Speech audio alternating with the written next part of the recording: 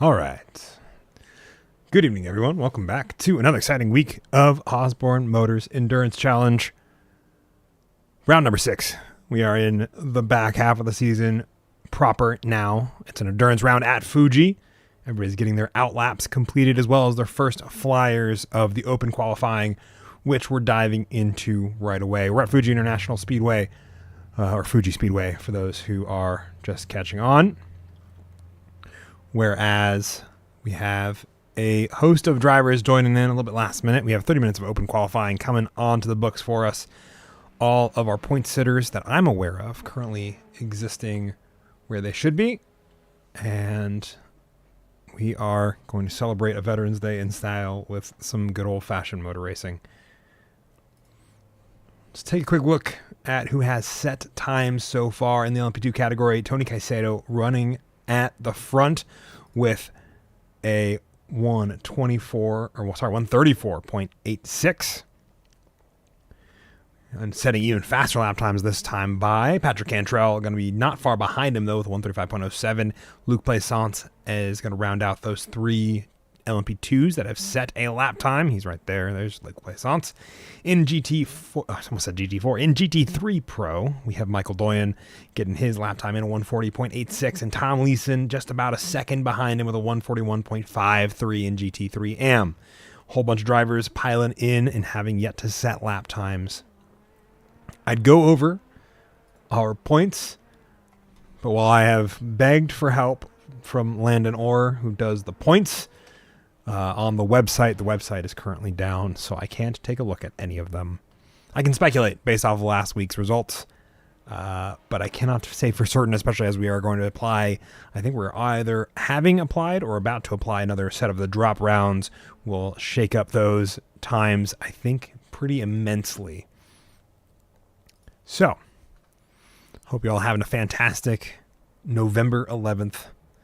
Tyler Roberts getting his time in. A little bit he's behind. I think it's been a slow lap for him there, as well as an improvement for Luc Plaisance. Going to jump himself up into second.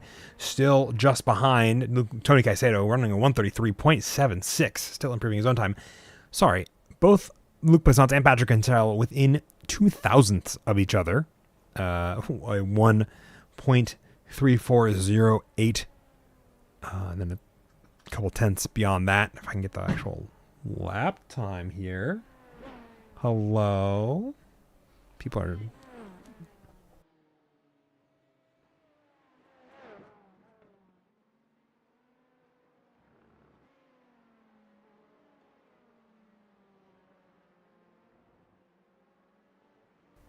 All right, well,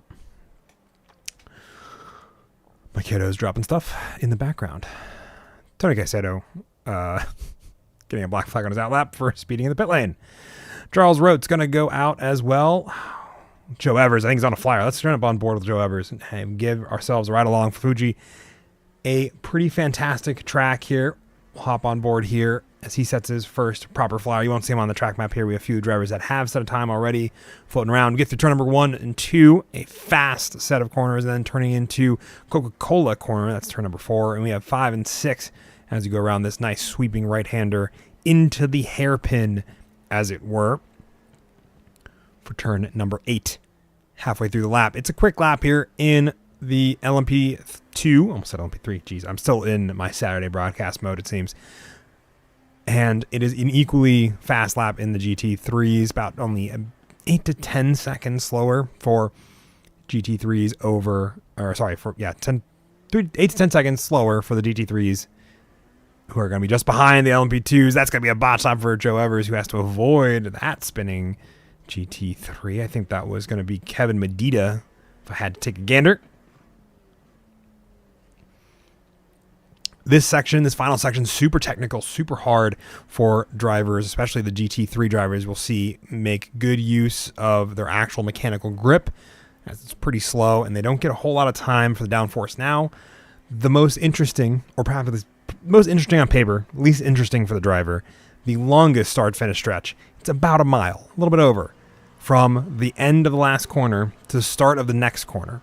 And you are just on throttle the whole time. You have a huge braking zone in here. You have 250 meters, and you drop down through all those gears for the LMP2 at about the 150 meter board, and you're back into it for another lap, as Joe Evers has to go around once more to get a lap time in. Kelvin Collado getting his first time in, a 134.75. Tyler Roberts dethroning Tony Caicedo by a hundredth, a little over 100th, 1.2 hundredths if I wanted to be particular. And it's going to be a heck of a race weekend here at Fuji. I'm super excited. We're seeing a bunch of drivers filter in. I know I was talking with Tony Caicedo, a couple of the other drivers in the OMEC party chat prior to the race, and they were asking where everybody was at. And I was thinking about it. I was like, it is Veterans Day, so a lot of people have the day off. And they're probably off doing important life things. So we'll be excited to see them when they get back on track, hopefully within the next couple weeks for the closing rounds of OMEC. Nope, no dice yet on our points system. I'm going to look back at my last week's write-up, which I did for the points standings, and try to recall and give a little bit of an update on where everyone's at, if I can. We'll find out if that's the case.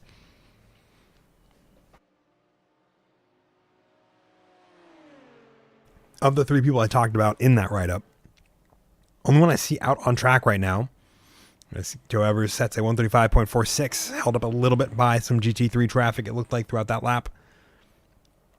We'll set this to kind of jump around, see what is interesting to it as well. Kevin Medina getting a time in, a 140.65. Charles Roach also getting a time in as well. As we follow along, Chris Wells looking to get his first time on the board.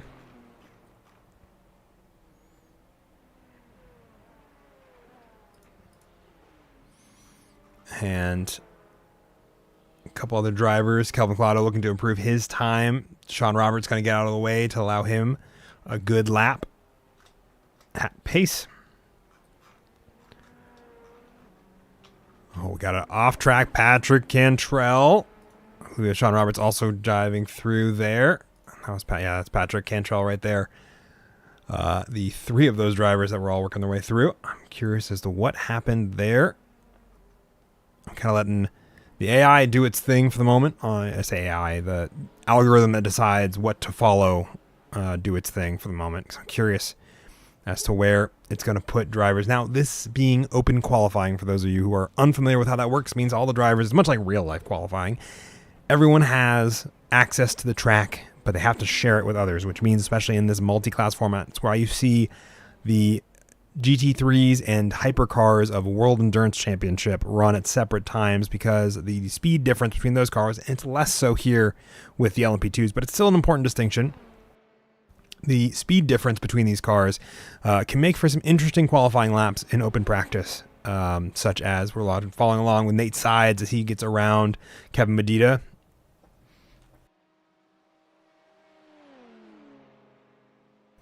And work his way through on a lap.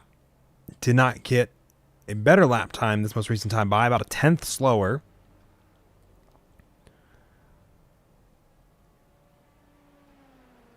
but these lap times are going to be impacted by drivers working their way through to get a clean bit of air. I think we follow along with Tony Caicedo as well as Ian Baker right in front of him. Ian Baker's going to try to bail off to allow him the racing line, I think is the goal there. Yep, you see Tony Caicedo make that realization about a moment after I did. He gets himself back on the racing line to get a flying lap down, gathered a little bit of that speed. Didn't improve his most recent time by for Tony. Finds himself just a few hundredths down from his fastest lap and only 500ths down, that same amount of distance more to P1 and Tyler Roberts, who has currently set the fastest time of the session so far.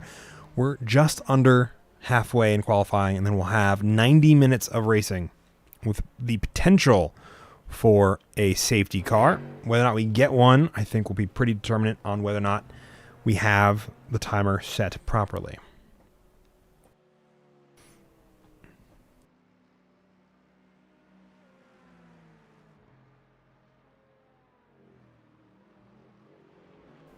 And I think one thing to note as well, Patrick Cantrell, Kelvin Collado, Luke Plaisance, all three of these drivers within about a couple tenths of each other.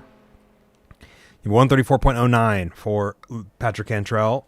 You have a 134.10 for Kelvin Collado. Another one, still at 131.09 for Luke Plaisance as well, who currently sits in third. Nope, no dice. Darn. I was hoping and praying that I would get point standings so I could have those to showcase, because the battles I think have only continued to heat up in between this, with where we were at last week, Suzuka and Motegi just before it. The battles I think are going to only get more intense as we get into the last couple closing rounds with Fuji here. And then after that, as I get myself sorted here, we go to COTA in Mexico City, which I'm excited because I think the first time I've gone to Mexico City as a broadcaster. Tyler Roberts getting his best time improved to a 133.688. Now increases that gap by 200ths more. Tony Caicedo has improved his as well, but not enough to dethrone Tyler off the top of the grid. Taking a look here, Chris Wells has a lap time in, but it's not a very competitive one, and also not one that I think is pretty relevant. Reflective of the skill he usually shows here at OMEC. So I think we'll see that improve here in the next couple laps. 3 green sectors sees him go up the order 142.539. We'll see himself just a second behind Charles Rotes. I think he's got a couple more laps in him to get that speed even more consistent, I think is probably the word I'm looking for there. I had to think about it for a second. I'd have to say either consistent or a bit more speed. I think because he usually mixes it up with Tom Leeson, and he definitely has the opportunity to here. So it's pretty LMP2 heavy race, which I'm super excited about. I love seeing the LMP2s. The LMP3s, I never think get enough love in this field. Or really in iRacing officials is I think where I mean with that beyond this field and those words. Taking a look here, looking through the order, trying to see what's interesting or new and up to date here. Adam Dahl, his first time on track. I haven't been through a lap yet with the GT3. We'll jump on board right after the first couple corners. We'll ride along with Adam Dahl as he gets through a lap. I think this is kind of his first flyer, it looks like. We'll have to see if that's the case as that car gets a little bit more put together. Adam Dahl, the other part of the Awful Sauce Motorsports team, one of 2 drivers alongside Charles Rotes in the team championship. Another thing I would love to talk about, but we'll have to do without.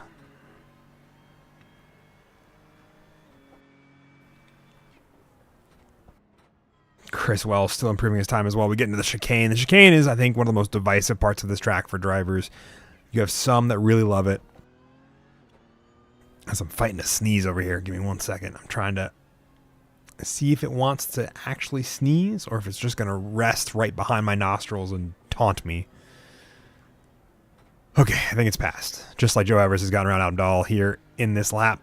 Tony Caicedo setting a purple last sector, gets himself up to the top of the board with a 133.563, a whole 10th ahead of Tyler Roberts. The grid up at the sharp end of the stick really tightening down now as we get into the last third of practice. And that's going to be, I think, a pretty interesting one, and it's going to be a pretty important one here. Adam Dahl, no time this time. So as Flyer got done there, you rode a longboard with them. I kind of talked about other stuff other than that. The large difference you'll see in these lap times for the GT3s instead of the LMP2s, excuse me, still not out of that habit for Saturday League, forgive me, is going to be in the final sector primarily, as well as some of the high-speed sectors. The downforce that is generated with the fin on that prototype car really going to allow more speed to be maintained through the corner, amongst other things. And the rest of the downforce package that is on those LMP2 cars, more fins, more aero surfaces that'll keep that car planted into the ground as Kelvin Collado gets around Adam Dahl here. We're still hanging out with him as we watch him set his first flying lap of the evening. I may go raid their booth at some point.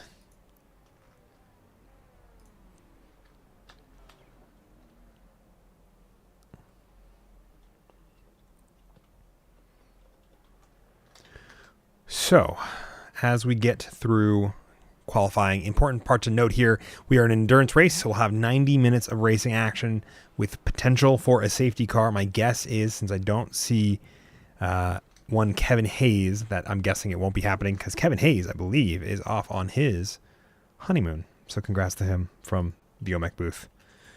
We love to see our broadcaster off doing amazing things, like getting married. It's pretty cool. So...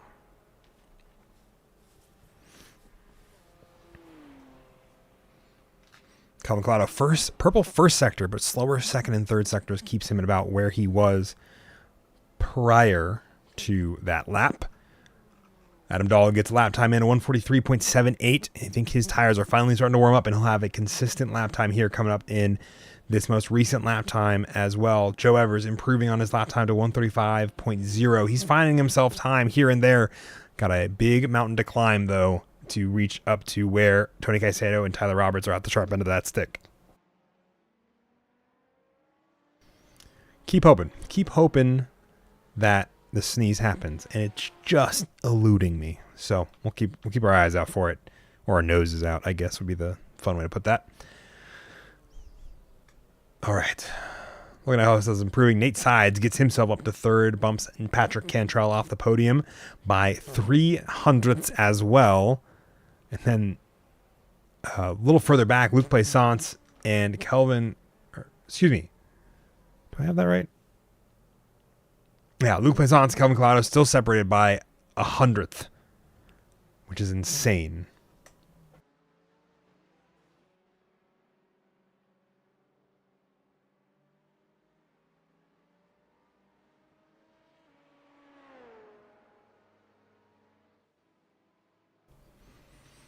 Another purple first sector for Kelvin Collado. Joe Evers not improving this time with a 135.86. Or 135.45. Excuse me. Kelvin Collado improving his time, or not improving his time by a 10th. Still losing time in that second and third sector from his personal best lap.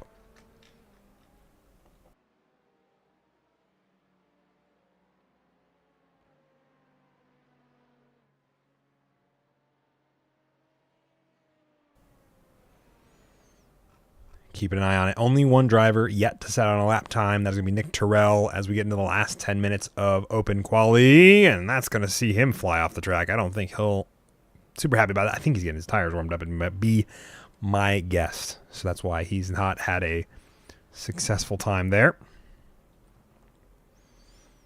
And I have to imagine that it's got to be pretty difficult. I'm looking at the sim time. I get the feeling it's pretty intense. If we go back over to the race info, I think we can see...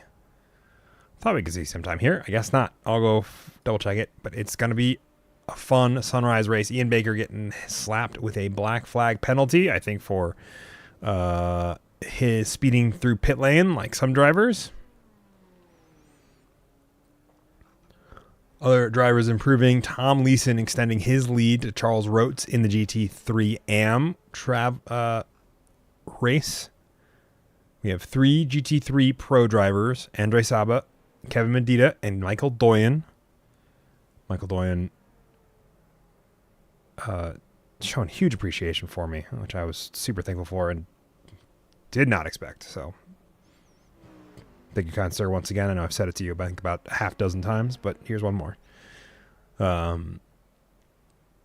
They are out on track for GT3 Pro, and I think those 3 you see there on the podium, or essentially going to be on that podium, is the fight that we're going to see come down to the wire for a lot of the GT3 field, the GT3 Pro field. Let me clarify that. As we get into closing races here, after COTA and Mexico City next week, we have one more week, and that's going to be at Le Mans in the wet. I think it's going to be very interesting. It's going to be a very spicy final race. Nick Terrell comes down the backstretch, greens in the first 2 sectors, which means that he's going to be working his way up to a pretty solid lap. Where does that put him on the board? 135.1. Excuse me, I almost said 133. I was like, that doesn't sound right, because it isn't. But currently sees himself in 10th with 135.16. A few more drivers working their way out to try to improve their times. Chris Wells, as well as a lot of the LMP2 field looking to improve their times from where they've improved them. Tyler Roberts still sitting on his personal best so far of 133.69.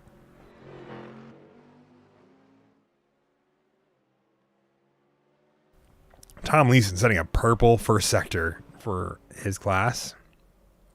Luc Plaisance on the radio. Spun out of the first corner. I wonder what happened there. Let's take a quick look. Oh. I forgot how aggressive the whoosh transition is. Oh, just self spins. Trying to get that on the power. Sean Roberts parks it, waits for him. But there was an apology there out of Luc Plaisance, be my guess. Calvin Collado improving his time to get ahead of Luc Plaisance while all that was happening. Sets himself only, I think, 400ths ahead. Oh, almost has a near identical time now with Patrick Cantrell in 4th.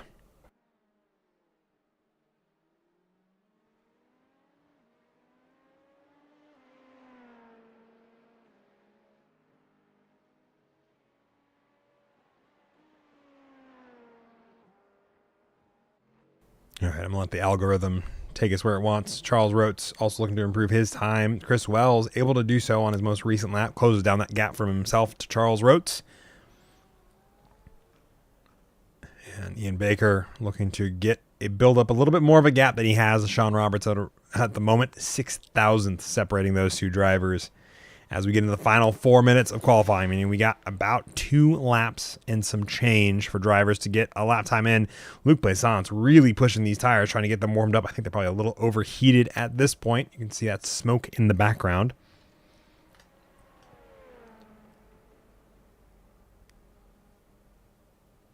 And with Tony Caicedo coming in, Luc Plaisance working through a lap there. And then Nick Terrell looking to improve his time up in the first 2 sectors, coming through the final couple corners here. We'll see if he is able to improve this time with a great exit, it looks like, out of that final corner down the mile-long front start-finish stretch. So out of Panasonic corner and into over the start finish line, jumps himself up to 7th with a 134.149. And he's going to try to get out to get one more last flying lap in. And we'll see if he's able to do it in time. 3 minutes left on the clock and counting down as he winds his tires up. Yep. Winds his tires. Warms his tires up. Tries to see how far he can get with that. See who else is on an improvement this time by. We got a couple more improving. Oh, definitely not Nick Terrell as he comes across and spins out in turn number 1. Daiichi, as it's often referred to. Chris Wells looking to improve his time. Unable to do so with a 143.48. Going to see them drive through a couple more laps to drive through. I think that's the English I was trying to say the first time there. Tyler Roberts, purple in sector 2. Let's hop along as we get. He shoots out of the final corner, Panasonic corner, once more. Coming across the line. Is it enough to improve? It is not. His other 2 sectors too slow to get over even his own personal best with a 133.87 to his best time of a 133.69. So he's got one more chance at it here. Tony Caicedo also looking to extend that gap, has the tires warmed up, seeing if he can get any improvement here. Joe Evers also not improving. You can see all those timing towers roll through a lot of orange at this point as the track has kind of rubbered in a little bit. Oh, personal best out of Andre Saba. However, it does not beat his personal best of a 138.832. You got a 141 there, obviously, which is a little bit slower. But we'll see. We got just under a minute for these drivers to come through. We're still riding along with our current pole sitter, Tony Caicedo, as he and Tyler Roberts kind of go toe-to-toe, leading into, will likely be leading into turn number 1 here in just a minute or so's time. Chris Wells improving his time up a little bit to 141.61, just 2/10 behind Charles Rhodes now. So I think that's going to be a battle to keep an eye on as we get into the race here, is going to be how those two manage. Tyler Roberts, I think, abandoning his run of his final lap. Nick Terrell, Kelvin Collado looking to get across the timing tower. Orange sectors for both of them in sectors 1 and 2. And the same is for sector 3.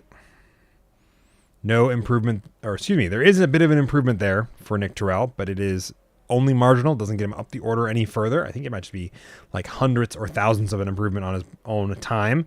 Kelvin Collado also not getting any better time there. Joe Evers getting into the 134s with a 134.639. Now only puts himself 2/10 behind Sean Roberts. So definitely think we're going to have a bunch of battles in the LMP2 field.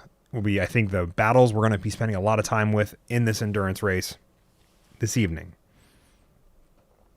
In a moment here, as we take a look over at Mount Fuji off in the distance, we'll see what we have in store for us for 90 minutes of racing. Qualifying coming to an end with, I think, the wrapping up of a couple laps here. Chris Wells coming out of the final corner.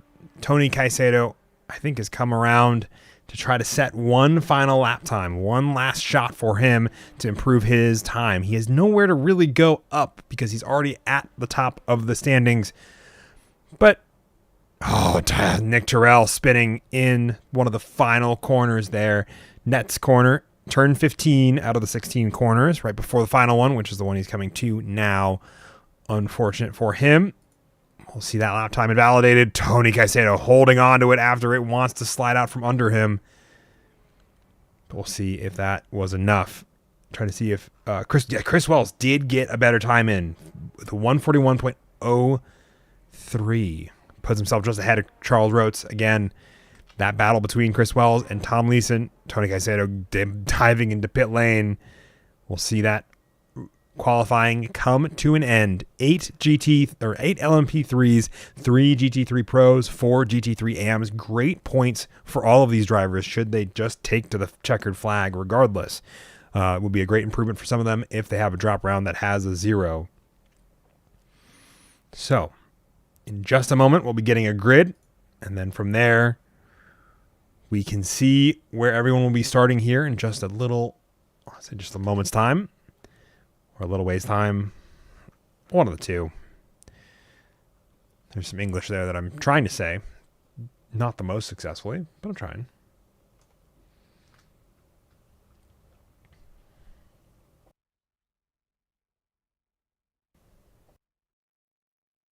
right, results are ready, which means gridding will happen in just a second here.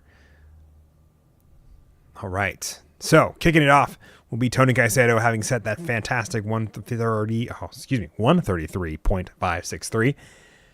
Alongside him will be Tyler Roberts, who will be coming in second, or starting in second, just a tenth behind him. And in row number 2 is going to be Nate Sides, Patrick Cantrell, Kelvin Collado, and Luke Plaisance are in row number 3. Nick Terrell, Ian Baker in row 4.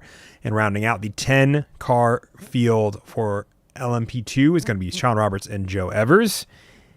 In GT3 Pro are 3 drivers there. Andre Saba and Kevin Medina going to be that along with Michael Doyen are going to be those 3 drivers there.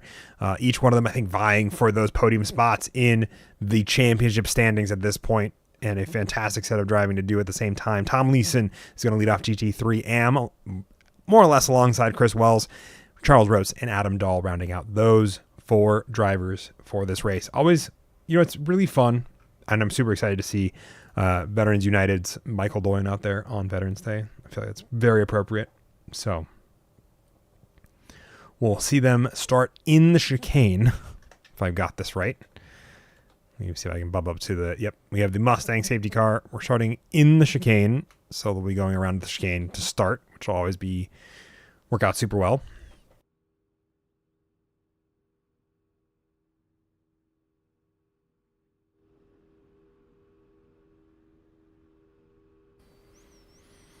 And now all 17 cars have taken to the grid. Gridding has concluded. We will be starting 90 minutes of racing action here this evening.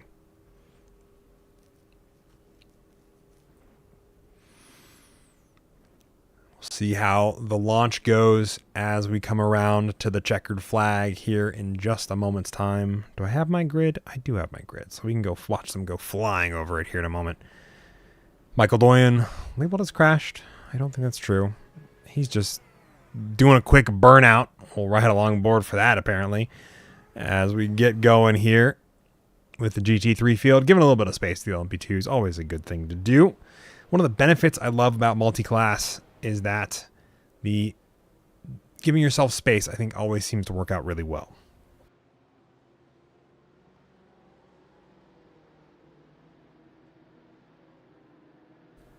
And as they come around to the start-finish stretch, Tony Caicedo going to try to warm his tires up as much as possible.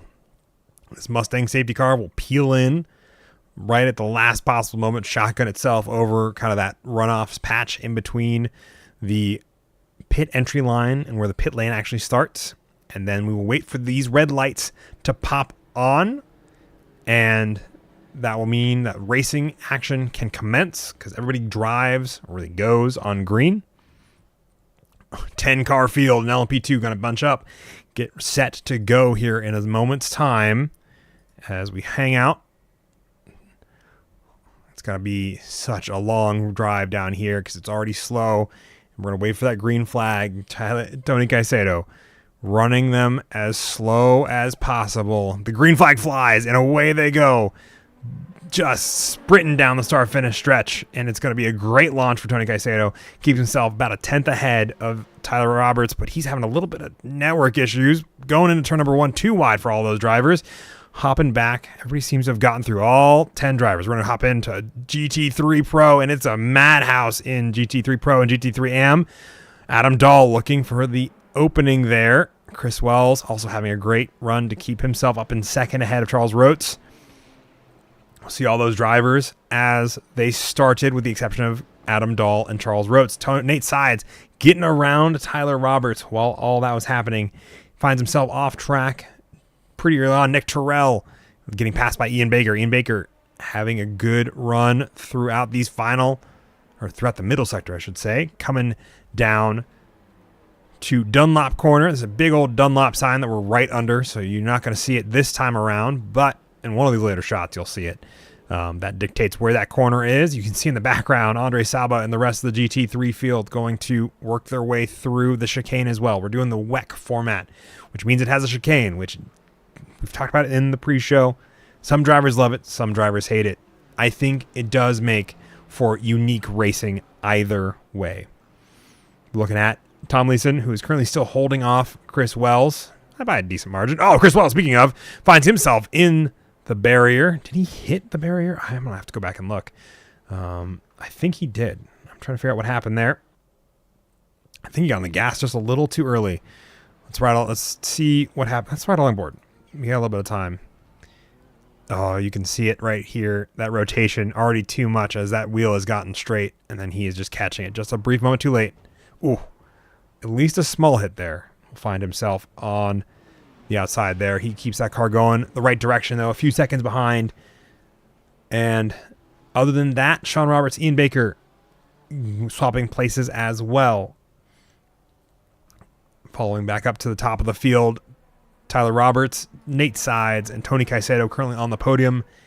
And the rest of the field pretty much in lockstep behind them. Sean Roberts trying to keep up. Had a little bit of a slower lap than Nick Terrell, but not by much. Only a couple tenths there.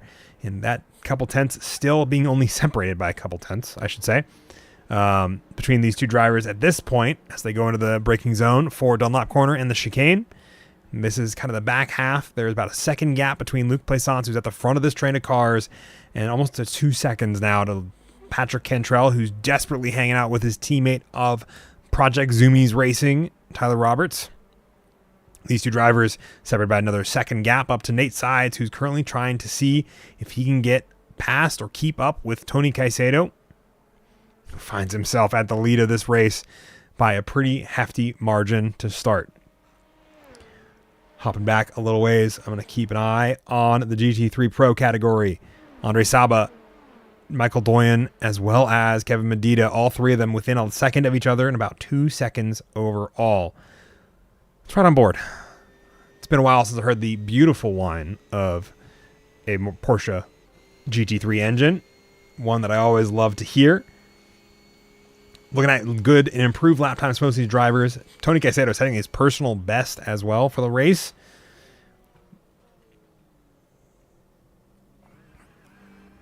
Andre Saba going off track. Michael Doyen also almost having an off track there. I thought I saw the ticker pop up saying that he had gone. Whew, a couple drivers having a couple of connection things tonight, and I'm just losing my mind thinking it's me, but it's not quite. But Andre Saba having that off track will force these drivers to have to bottle back up, especially Kevin Medina. You know, we're hanging out with these drivers as they're going through this section. The GT3 AM field, unfortunately, a little spread out at the moment. Tom Leeson having a great run here. Adam Dahl trying to hold on, and Chris Wells trying to see what he can do to recover his early spin. LMP2 is going to see Tony Caicedo holding on to his lead at the moment. Hopping a little ways further back, I want to see if I can hop on with Ian Baker or Joe Evers. Maybe Ian Baker. One of these two. I think Ian Baker might be the best choice. Hop on board. We'll go off the roof, the hood of the car, not the hood, the roof of the car. As you can follow all these drivers as they are racing down the start-finish stretch. Look how long this is. You spend so much time here. Happy Veterans Day to Veterans United. Go get him, Doyen. Absolutely. Doyen currently sitting 2 tenths behind Kevin Medina at the moment as we're riding on board with Ian Baker. Sorry, I almost said Adam. My brain cross-wired Ian Baker and Adam Dahl to make Ian Dahl. That's not actually how that works.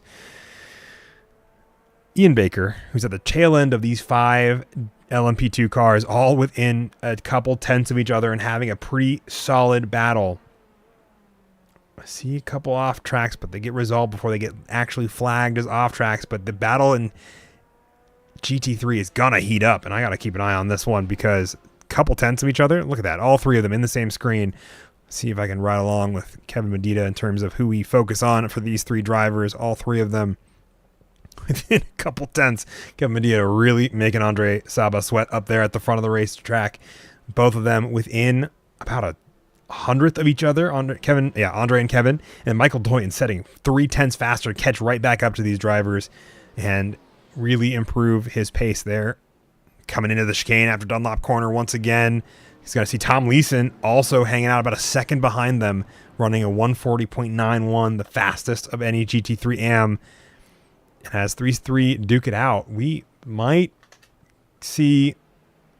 Oh, man. I don't think we'll see a pass anytime soon. This final sector, unfortunately, going to be, I think, a big bottleneck for our GT3 and LMP2 traffic when we deal with them in a few laps time. We've got a couple more laps. Thankfully, it's a very long racetrack. I would say very long. It's not as long as some tracks, but it's a decently long track. So I pop open the track map here. You can see these drivers they're just now crossing the start-finish stretch right as the LMP2s are reaching the second one. Andre Saba having to maybe cede the position here, forcing the inside line, going to make Kevin Medina work around the outside because he had the draft really helping him. You saw how much he caught Andre Saba coming in out of Panasonic corner into Daiichi, and that's going to force these two to start driving defensively of each other, which is going to keep Michael Doyen, I think, in the best place he can be right now, just hanging out, because this will give him plenty of opportunity to just stick with them, do a little bit of fuel saving, and come out, I think, pretty well. We'll have to see, though. Tom Leeson, on the other hand, is going to run lap times just a couple tenths slower and really almost hang out with these guys. So it's going to be, I think, a hard-fought race for all of them. I think GT3 AM is going to be decided by pit strategy here. Again, 90 minutes of racing. I'm going to hop away from these guys just for a brief minute because I want to look at this battle between Luc Plaisance and Sean Roberts, where it's developing, and then Kelvin Collado and Nick Terrell going too wide out of Panasonic corner as they drag race down to the start-finish stretch. I got to imagine that these two, we're going to see more of them here in a moment as they duke it out. Oh, the wing, I think, of Kelvin Collado showing there being just a little bit taller and getting the job done. Nick Terrell going to have to see that position finally between those two drivers. And Nate Sides starting to bear down on Tony Caicedo up at the front of the grid, just ahead of those guys. 4/10, couple of sectors. Tony's finding himself losing a little bit of time to him. Nate Sides running a 134.7. Tony Caicedo running a 135.4. I'm guessing Tony might have overheated those tires as well based on that lap time. We'll have to see. Set a fantastic quali run. Had a good pace early on. Don't know if it is speed or tires that are not working with him well, or if he has fallen out of the groove he had found himself in earlier. But as these two fight, that's going to keep Tyler Roberts and Patrick Cantrell, who are working with each other, to keep themselves in the fight here. Nick Terrell, Kelvin Collado as well going to be in a battle. We'll hop back to them in a moment. The battle in GT3 calming for a brief second there. Kevin Medina setting the slowest lap time of the three, but only by a tenth. A great exit here on the start-finish stretch. Sees that gap grow just a little bit for Tony Caicedo, who purposely veers offline to keep that gap open. And meanwhile, further back, that gap is closing as Sean Roberts hangs out right behind Luc Plaisance to get the draft. You can see that gap rapidly closing down to a tenth between the two of them. Luke is going to force Sean to take the outside line. Luc Plaisance is going to force the inside. And that Prestige Motors, Sean Roberts almost runs into the back there. Has to let out to not run into him as Luke parks it on the apex. Ian Baker also wrapped up in this fight. I would say wrapped up, but also a part of this fight. Let me put it that way.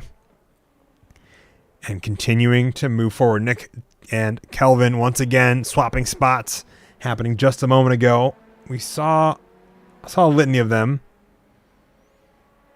And Nick Terrell coming on the radio, I'm guessing probably talking about that pass that just happened. And these three, once again, closing back down to less than half a second between them all. Especially as a lot of our drivers not all of our drivers, but Chris Wells setting a 140.67. He is on the hunt to try to catch up to Tom Leeson at this point. Oh, man. Andre Saba getting passed by Kevin Medina. Take a look back at this. It happened in turn number 1 while we were looking at that battle between Nick Terrell and Kelvin Collado. It was just an easy, drove the inside line, picked it off, ran away with it, had a great exit out of turn number 1. And this is such a flowing track that is your position at the beginning of some of these sectors when you're like going into Dunlop or you're going into turn number 1 we'll see all of that, develop or undevelop, counterdevelop, go with you, go away from you as the lap develops. Tony Caicedo setting a faster lap time this time by 134.25, getting himself well and into a gap, but every time he builds it up, I see it slip away from him, like in the braking zones, a couple of spots where he seems to be a little bit more cautious than Nate Sides is. Nate Sides, I think, is still on the hunt. We're looking at those two drivers. A little further back, Luke Plaisance, as well as Sean Roberts and Ian Baker, still find themselves in a match, a battle.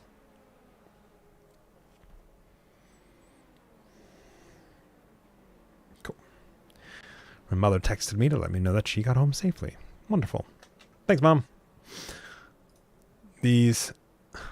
All these drivers working their way through lap number 8 of the race. Nate Sides getting a great run through the final sector and gonna probably have a fantastic exit here right behind Tony Caicedo. We'll see how this develops. Tony's gonna go defensive. He has the inside line veering back over. I don't really know how legal that is in our books, but doesn't seem to be doing it right into the braking zone, just trying to keep what he can of that draft broken. Nate Sides just gotta let him do his thing, build up a little bit of a gap here as we go into the braking zone for Daiichi once again. I'll hop back a little bit further. I don't want to take my eyes off this for too long because these guys are going at it and the gap keeps closing down between Tony Caicedo and Nate Sides, and I want to keep an eye on it. Another battle I'm desperately keeping an eye on my relative, but I'm going to wait for it for a moment to see if it adjusts at all. Is going to be the battle between Michael Doyen and Andre Saba for P2 in GT3 Pro. We'll look at that here in a second. Seeing how these two develop as they go into Dunlop Corner.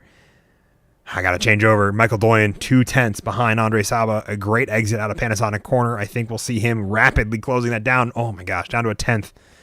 And we're going to see Michael's going to take that inside line, see if he can be as successful as he saw Kevin Medina be going into this corner just a moment ago. Late on the brakes. Going to run too wide through it. And he's going to push out. They're going to keep running too wide, though. Michael Doyen leaving the space for him. And eventually has to yield it as Andre Saba has the inside spot. Oh, wait, there's going to be a switchback. It's always a dangerous place to do it through these couple of corners. 100R is the name of this one. And it is such a fast one. There's only one real good line for it for GT3 traffic. Oh, but Andre's wide once again.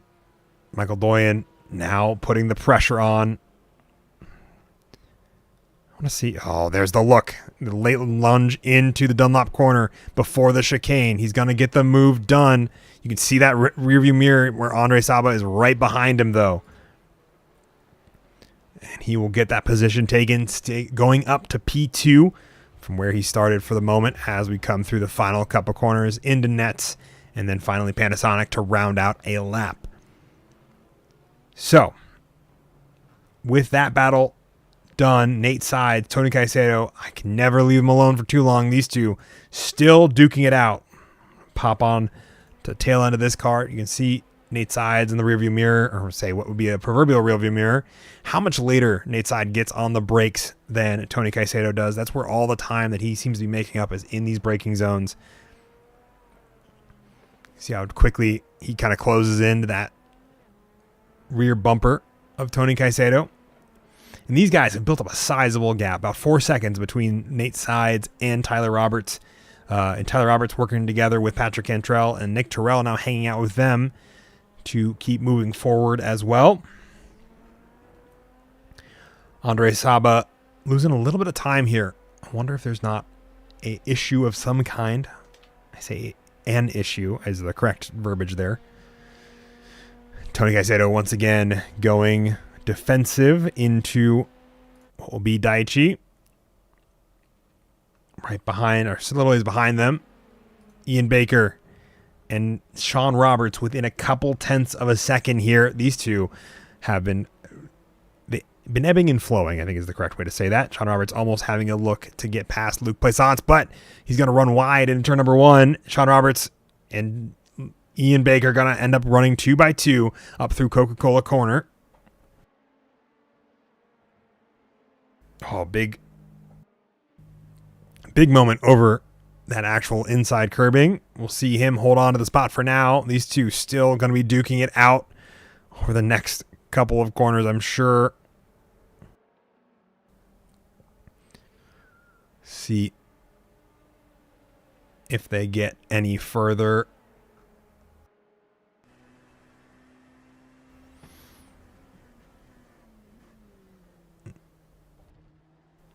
Kevin Medina setting his personal best as well as the class fastest for GT3 overall.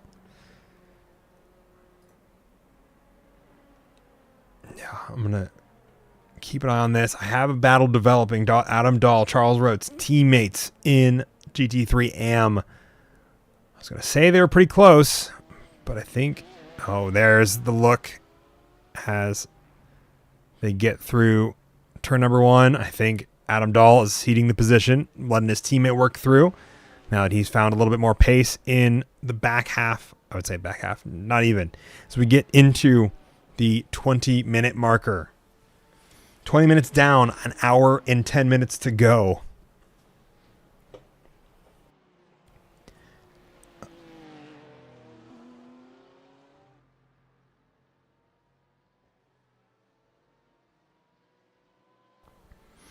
And all this, while these drivers still duke it out. I haven't seen these talked about this battle between these three drivers in a while. Nick Terrell hanging out with Patrick Cantrell as well as Tyler Roberts. These three in a battle for the third spot of the podium. I would say it's really a battle for Nick Terrell to try to work through the two teammates as they currently stand. So I have not seen the gap really close down between Patrick Cantrell and Tyler Roberts. I'm not sure if that's a by design thing or just this is how they ended up fighting type thing. So we'll have to see here. Kelvin Collado labeled as off track as well. Nick Terrell really closing down the gap here between himself and Patrick Cantrell just up the road. Next corner is such a fun one. This corner that we're in right now, when you have a downforce, just a little bit of downforce, just enough to make it enjoyable. I'm sad we're not going here for the Suzuka 1000 this year, or something, or for the Fuji 8-hour this year. We're instead going the Suzuka for the Suzuka 1000. There we go, English. We'll see them all do that. Look at these guys as they tear down the start-finish stretch. Three of them separated by less than a second at this point. Nick really applying the pressure on Patrick Cantrell. There's a late look, not one that he commits to, but he's really close to the rear end of Patrick Cantrell there coming out of turn number 1. Has to let up to give a little bit of space. And these three will kind of neutralize back out to the gaps they had before. Patrick Cantrell keeping within a few tenths of his teammate as well amongst all this. And as all this is happening, Kelvin Collado back in the clutches of Luc Plaisance. Built up a little bit of gap earlier, but had an off track. I'll take a quick look at it because I want to see how serious it was. It was just a lap number 1, or turn number 1 shenanigans. Yeah, just labeled, just got really wide on the exit there, which is always rough. Costs you a little bit of time, and that is what has brought that battle back together for those two drivers who currently sit 6th and 7th. And Nate Sides, once again, finding a little bit of time in Tony in the closing sector of the lap. And they're coming into the first bit of traffic this time by. I kind of want to ride along with Tony Caicedo, see what traffic looks like as he navigates through here. Gets back on the racing line. 4/10 separate himself and Nate Sides behind. I'm going to jump back, though. Nick Terrell going to have to make the look on the inside of Patrick Cantrell going into the braking zone. And you can see there how these drivers just holding it on the inside. Just enough to get the job done. Now we'll see Nick Terrell work his way up into 4th and Patrick Cantrell jumping back down into 5th. Tony Caicedo having to work through traffic, and Nate Sides right behind him as they get through traffic for the first time. Chris Wells going around the outside. Traffic so tricky in Fuji, even with the best of cars. When you have a little bit of speed and a little bit of time, is when it's nice and easy, but then you add in a battle for the lead amongst all this, and it gets complicated quick, especially considering there's no good passing opportunity in this third sector that they're just about to head to as they get through the chicane and into that third sector proper. It's such a technical back sector. It's almost easier just to hang out, but Charles is going to bail out of the way and allow them through, which I think is also, it's one of the things that you can just kind of go, I'm not really in a fight here. I could just do the thing and, let him through. And that's what he's chosen to do. And that allows Tony to maintain his lead, the 4/10 he had going into that section.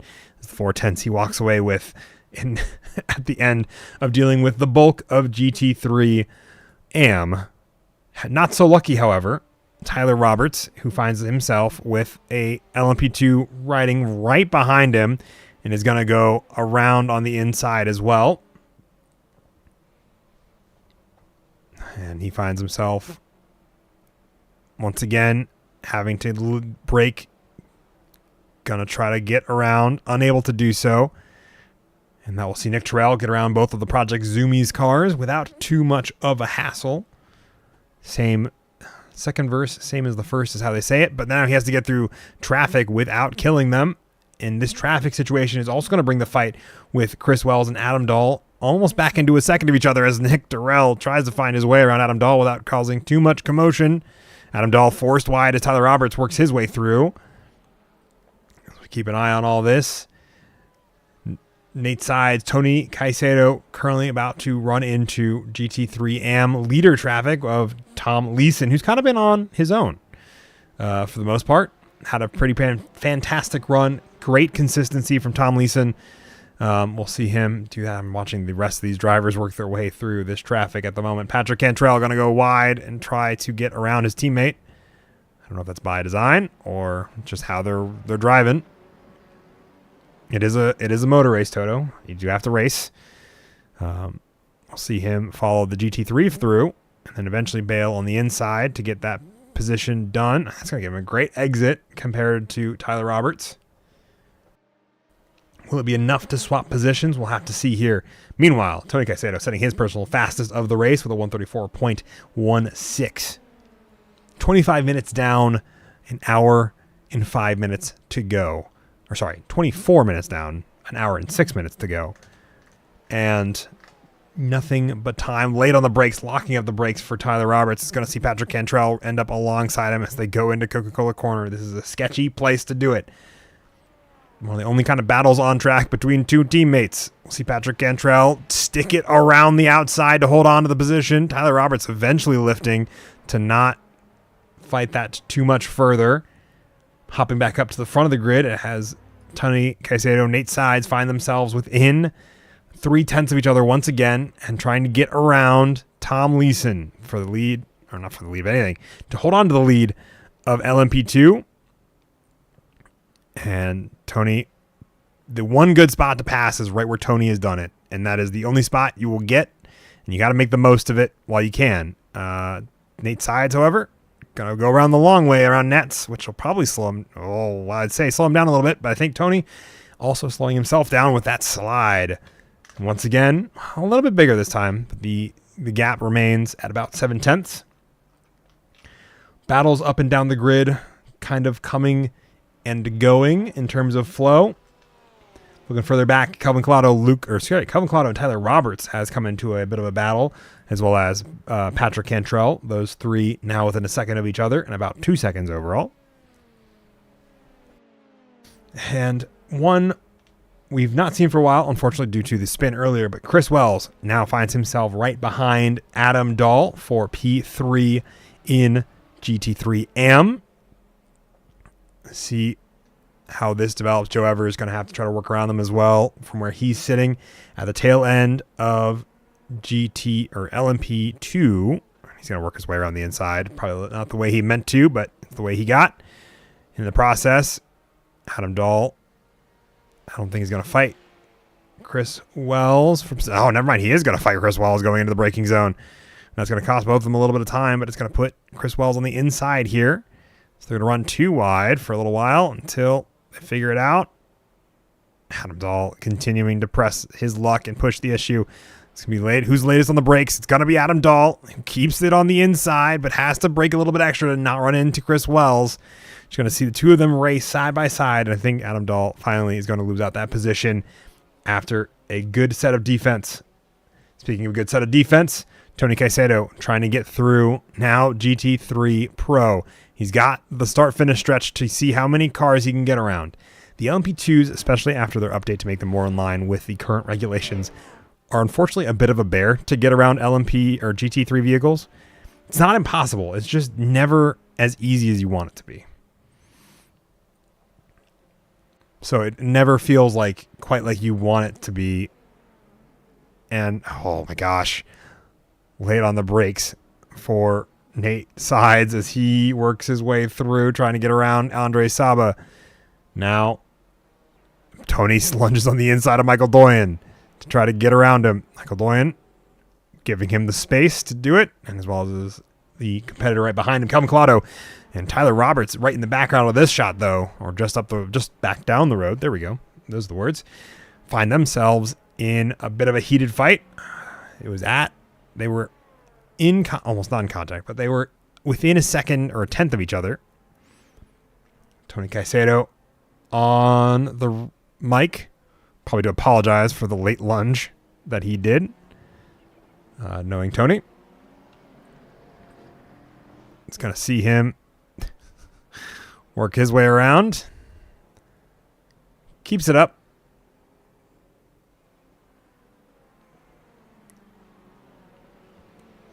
Oh, and that's going to see Caicedo fighting with Nate Sides for the lead as they come around to the start-finish stretch. Nate Sides going to go for the over-under.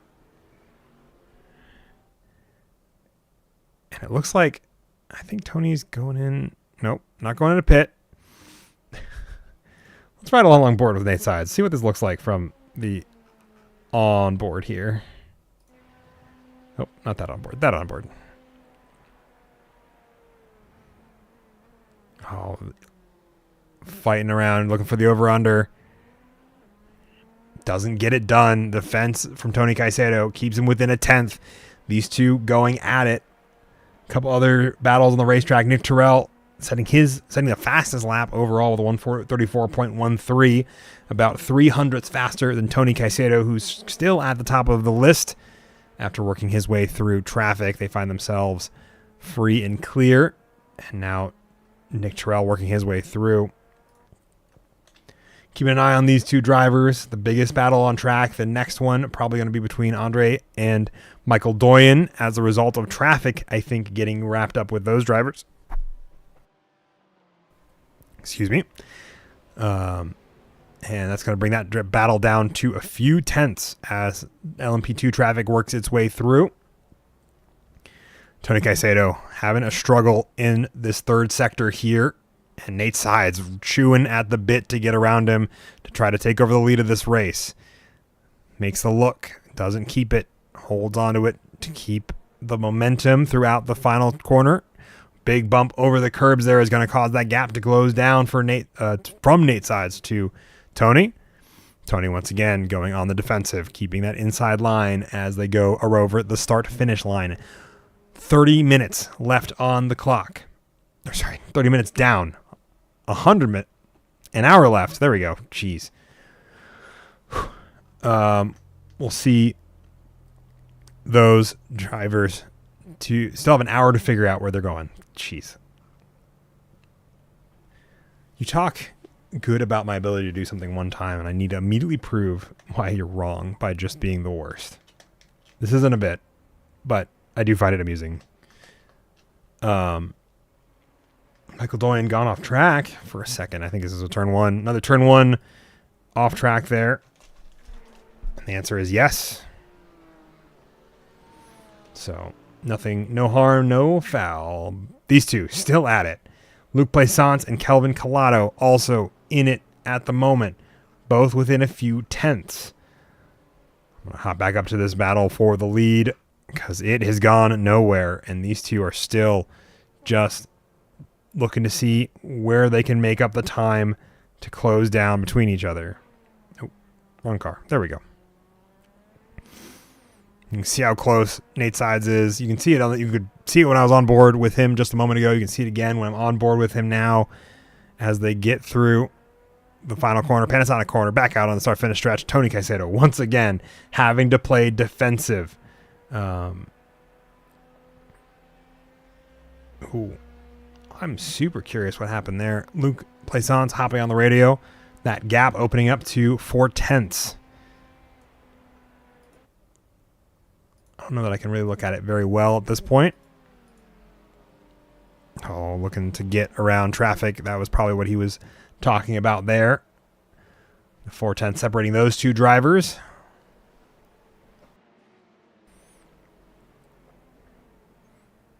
So, for LMP2s, we have about 10 minutes left of fuel, which I think equates to about 5 laps.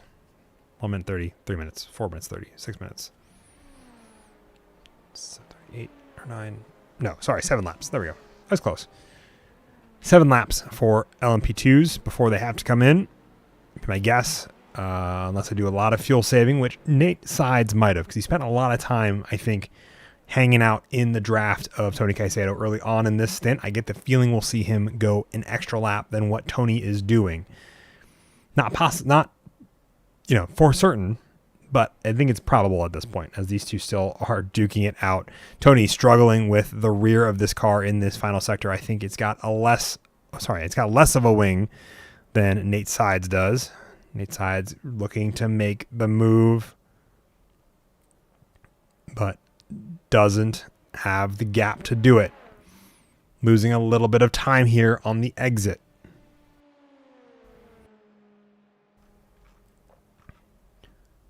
These two, the closest battle on track at this moment. The rest of the field spreading out as we get through the first third. Oh, big slide and off track for both Nate and Tony. We'll see them both stay at about the same gap that they were earlier. Great catch from both of them, keep them both from being a slide. And I'm curious to see if we see Luke Plaisance, Sean Roberts, or Kelvin Collado get back into a fight here. I'm going to hang out with these drivers for a little while longer up at the front of the grid, because this battle, every time I think it's going to go away, it doesn't. It keeps delivering. The battle between the drivers further back, I think, will also continue, especially as Sean Roberts, Luke Plaisance and Kelvin Collado begin to kind of get closer together. But as soon as I say that, obviously they change it up on me.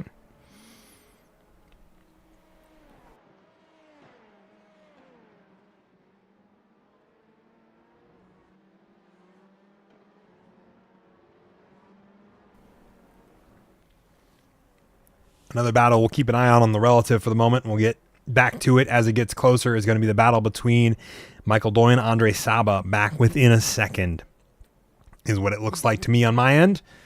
So I imagine that's what we're going to see here in a little while. Getting through lap number 22 on to lap number 23, all of them led by Tony Caicedo, who has had a fantastic run in this vehicle. And for someone who I feel like I've not seen a lot of this year or this season in OMEC, a pretty solid return to form there. Shouldn't speak too soon on him, but pretty fantastic driving all the same. Kelvin Collado on the hunt with Tyler Roberts, trying to get a pass done or make the move there. Better lap times out of Kelvin Collado, a 134.72, the most recent time by, versus the 135.82 of Tyler Roberts. And I think Tyler Roberts is having a little bit of a struggle there. We'll have to see how that develops. Tony Caicedo also struggling, down to a 10th between himself and Nate Sides as they get into Dunlop Corner. We're going to see if there's a look out of Nate. Doesn't seem to be. Both hard on the brakes. Nate locking them up almost, trying not to run into Tony Caicedo as they get through the chicane. And Andre Saba also hard on the binders, trying not to run into Michael Doyen, who I think just had a little bit of a moment there.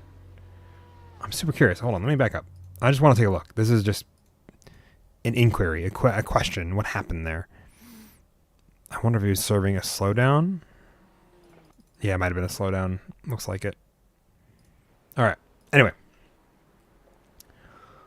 Tony Caicedo still battling it out with Nate's sides. 0.2 separate these two drivers.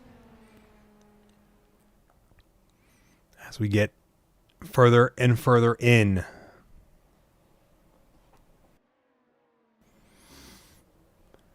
The gap here staying about 0.3, 2 to 0.5 has been the gap over the past 5 laps. Kelvin Collado continuing to try to chase down Tyler Roberts here, always finding time in the braking zone, being later and harder on the brakes.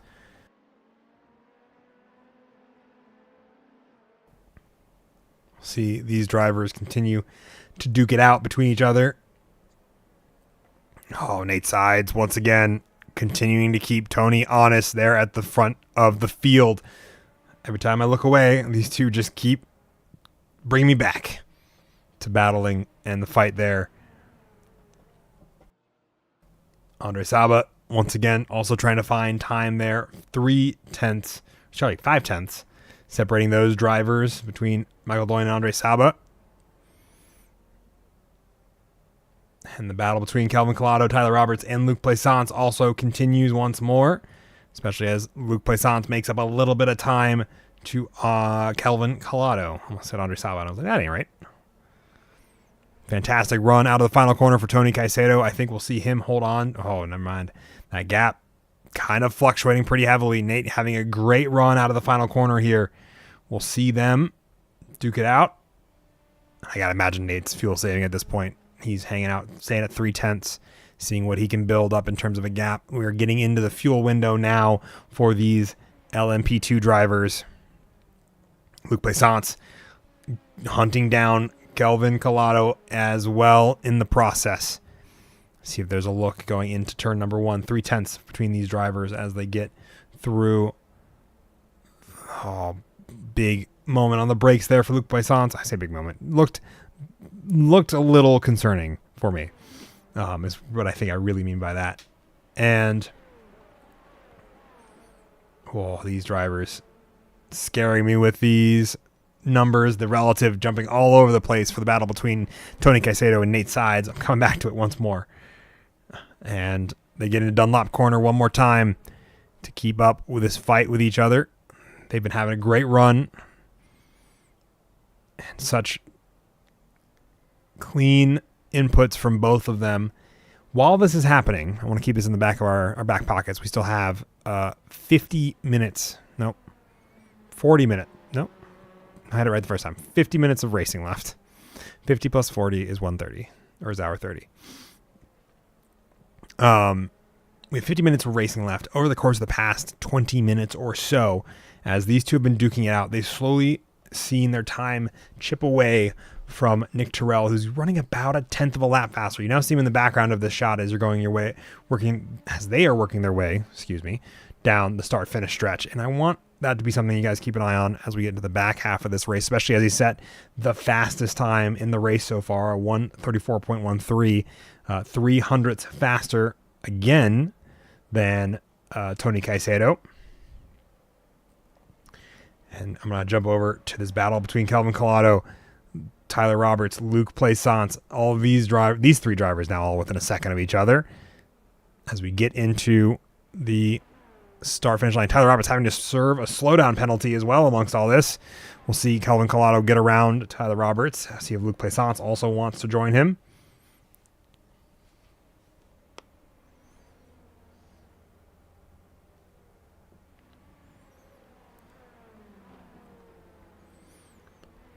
Kind of doing a lot of math in my head right now of what's happening in the background of this race and what we should be expecting as we get into the pit cycle. I'm going to imagine we'll have some of our drivers pit in for LMP2 and some will stay out. But I think that'll be a big if and when statement. Oh my gosh. Back to 1/10 between these two drivers for a brief moment as they come out of Panasonic corner. Big slide there for Nate, though, as he keeps that car going the right direction. I see both of them stay out once more. I think we got about one more lap or 1 or 2 more laps. I'm trying to remember if it was actually 40 or 45 minutes nowadays with these fuel cells on this LMP2, especially in the new regulations or the updated regulations, I should say. It's not really new regulations. It's updated for the current ORECA spec, I should say. That's probably really the best way to put it. It's not actually ORECA. We did have a Ligier and IMSA last year, LMP2, but largely ORECA based, because that's where the most chassis currently are driven.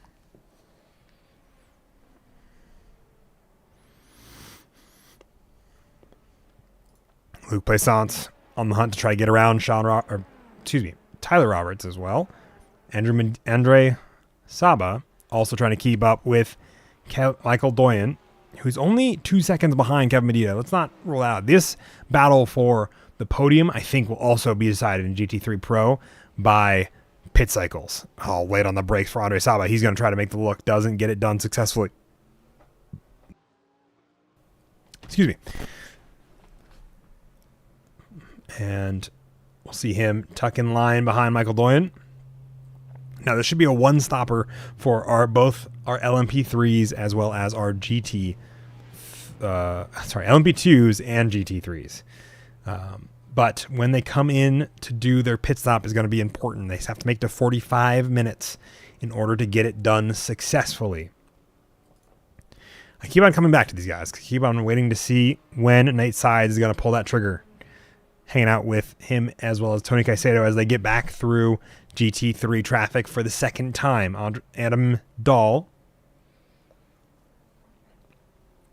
currently working his way through another lap as well.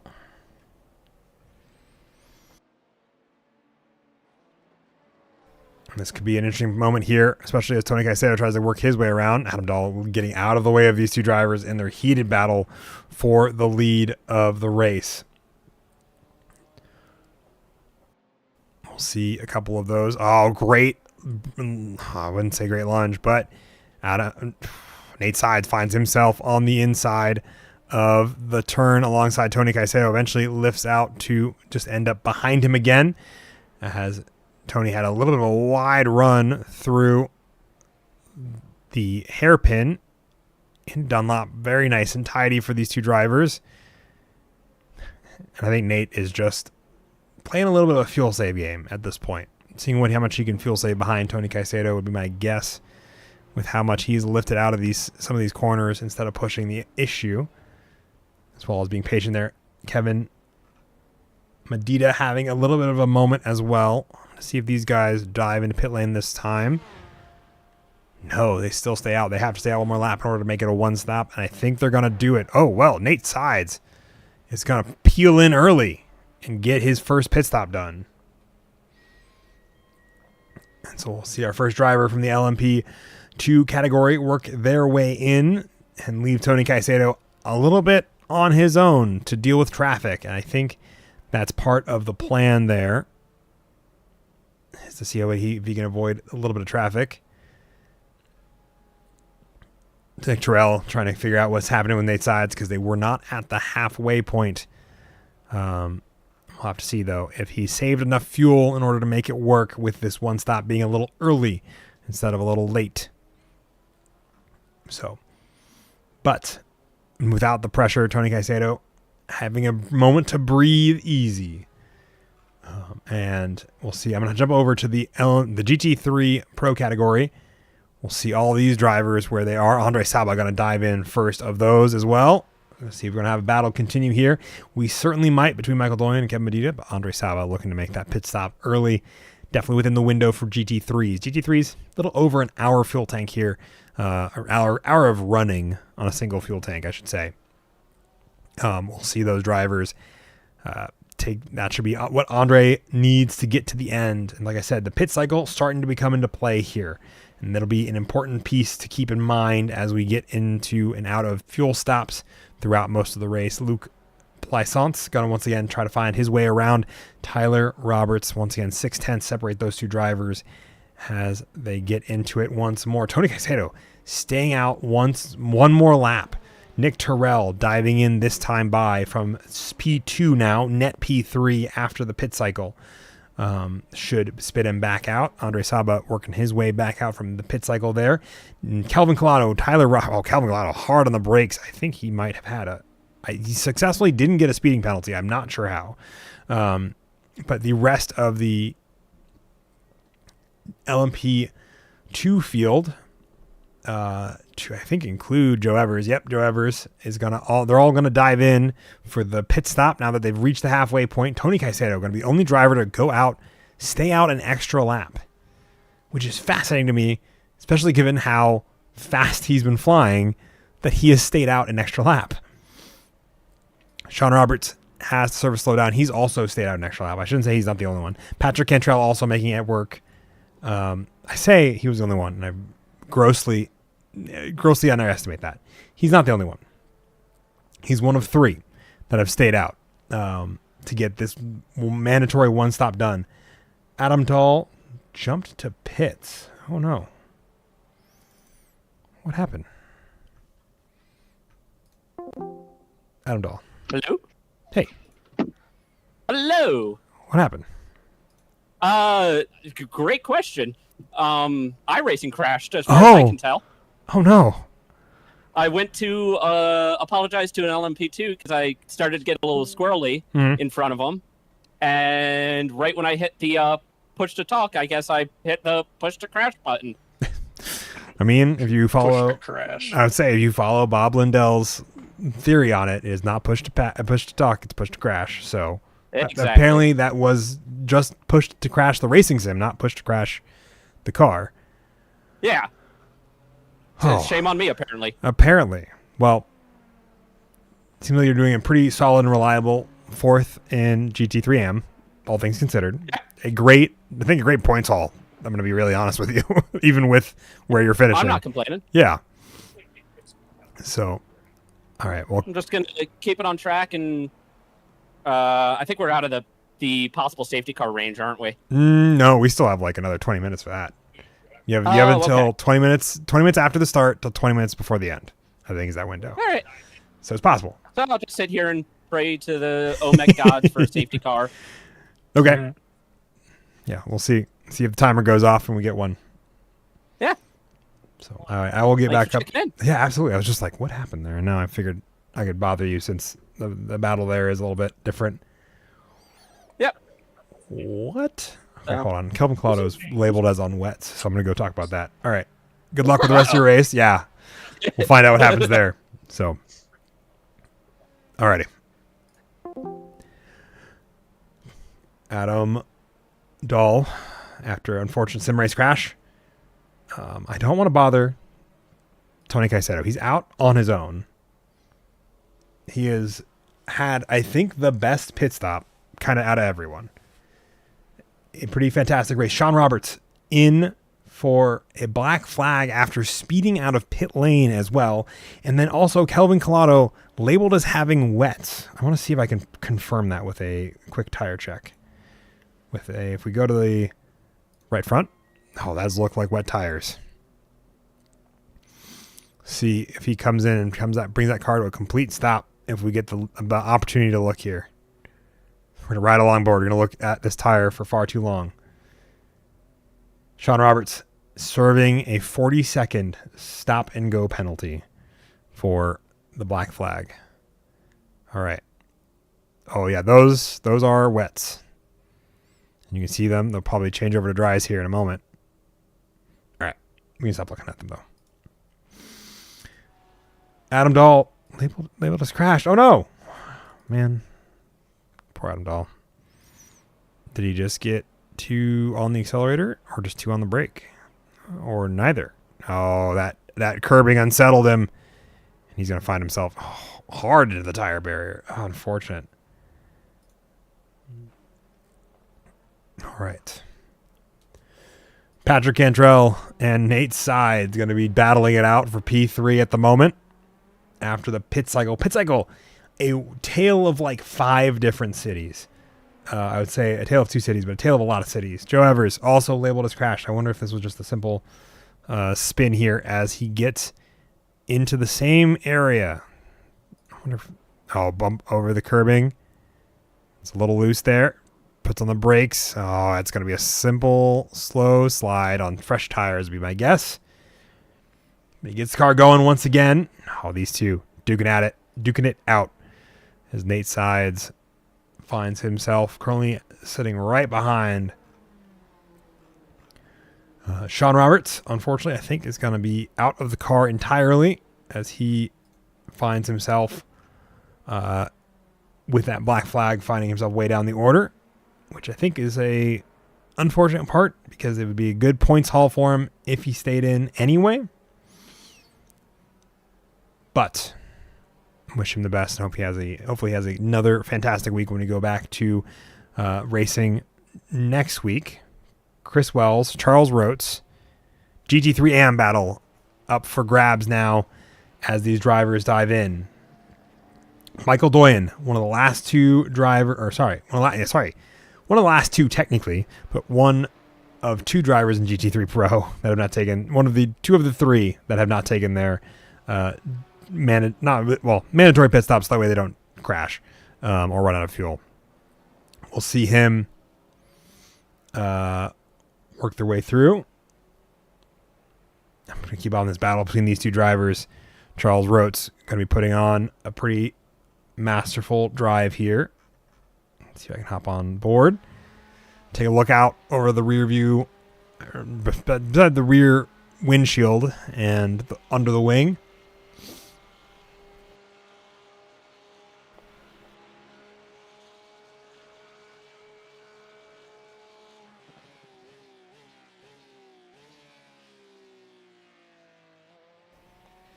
Michael,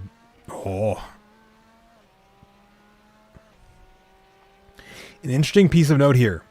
Andre Saba comes out a second and a half ahead of Michael Doyen after being right behind him going into the pit cycle.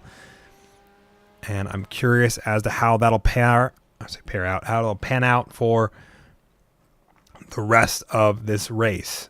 Patrick Cantrell also getting passed by Nate Sides. I want to take a look at see how that happened. I'd have to imagine we've seen a bunch of it happen here. The lunge down the inside of turn number 1 at Daiichi Corner. That nice open hairpin. Chris Wells keeping up the pressure on Charles Rotes. Charles Rotes looking to get his second podium of the season.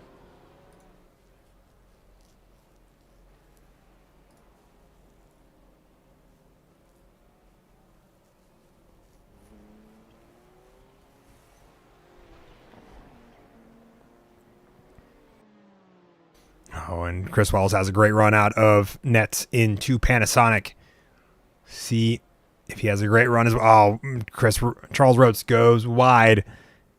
Chris gonna end up getting a little bit of time there. Finds himself just ahead of these two drivers.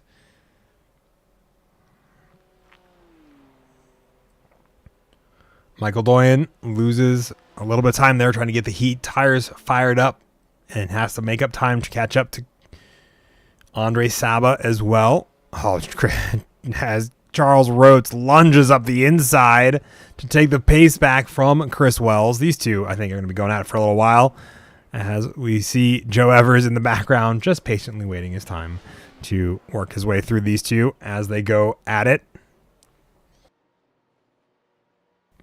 Yeah, some sectors, these two gonna be interesting here. Charles Rotes having to avoid running into Chris Wells, has to take the inside line. It's going to cost him to have a slow exit here, but it's fast enough for the moment.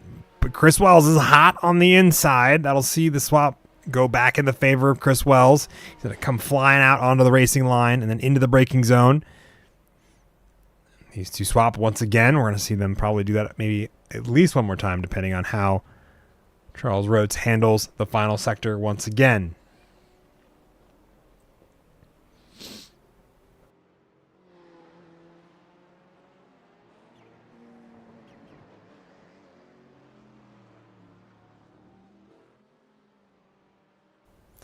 Tom Leeson diving in from the lead of GT3 AM with a pretty commanding lead.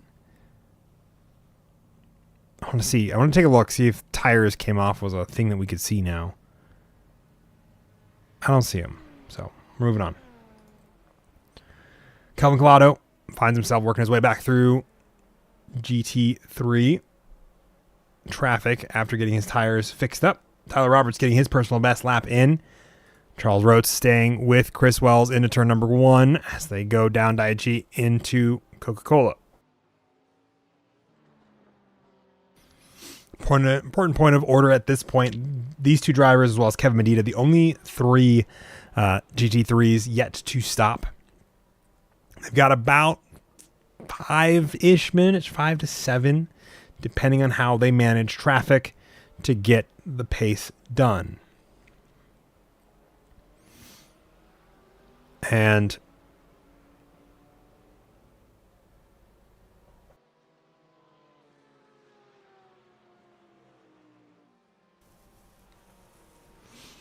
take a quick gander across most of the battles on track. It is over a second for almost all of them, minus the one we've been kind of following along with Chris Wells and Charles Rhodes here. We're going to see Andre Saba still working his way through. Andre Saba obviously already having taken his current pit stop, or his one required pit stop, I should say. And with these 3 still needing to take their pit stops, they're the last bit of pit lane traffic to worry about.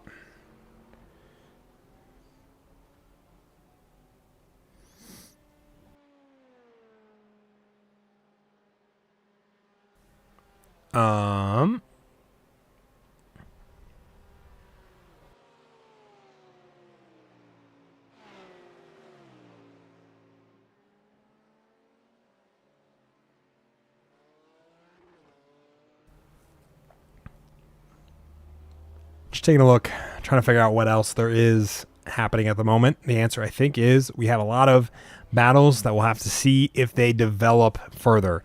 Tony Caicedo running pretty sizable and consistent lap times. A little bit slower this lap because of traffic. Nick Terrell running a little bit faster lap because of traffic that he'll get to next lap. We'll see them be at a little bit different pace.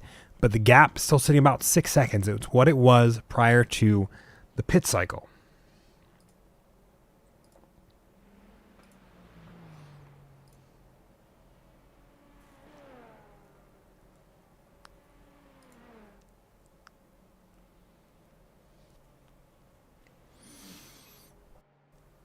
Andre Saba trying to get around Chris Rhodes. Finally gets that job done.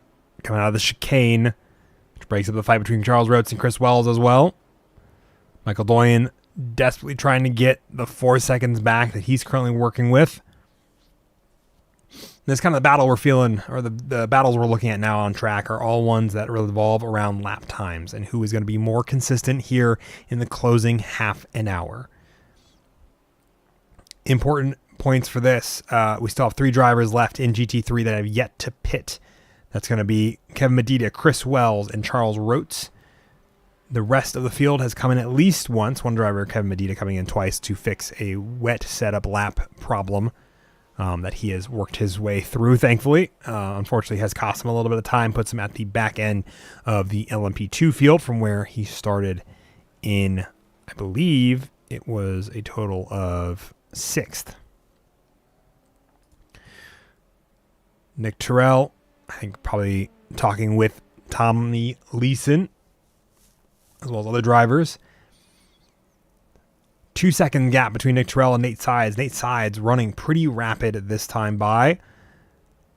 Has a 2 second gap between himself and Nick Terrell. I'm super curious. I'm trying to find where Nate lost the 7-ish seconds he has in a gap to Tony Caicedo, because they were darn near, pretty close to passing every time Nate came in, and then Nate has come in early.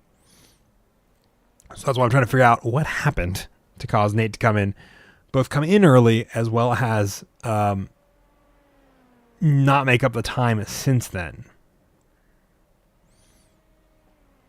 I don't think I have an easy answer for that with the data I have at the moment. I'd have to go back and scrub through lap data for Nate Sides to find out where that gap is. But he's closing down on Nick Terrell for P2, the podium spots. Waiting to see when Kevin Medina, Chris Wells, as well as Charles Rhodes come down to pit lane for their pit stop.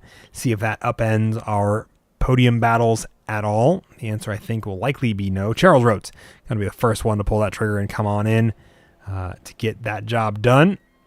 We'll probably see Chris Wells hop in either the next lap or two, currently getting passed by Andre Saba. We are going into a night race, it looks like. We have the lights pop on these cars. Yeah, we are in what is known as nighttime. So if we hopped over to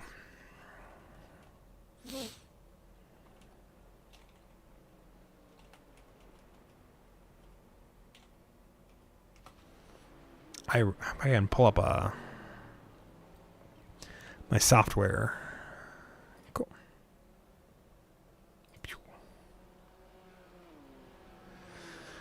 Sees, I'm taking a look here. The sim time is 5 p.m.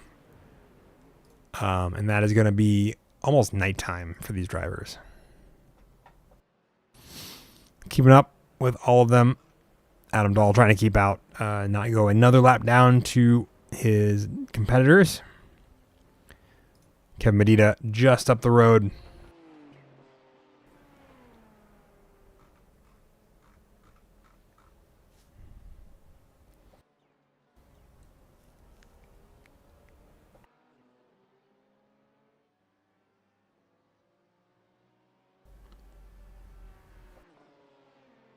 Interesting part to note here, Andre Saba having a pretty resurgent back half of this race, but that's going to see, we're going to see whether or not he has the pace to make up the distance. Chris Wells diving in from what is the lead of GT3M to do his pit stop on lap, I believe it's 34 or 35 for them.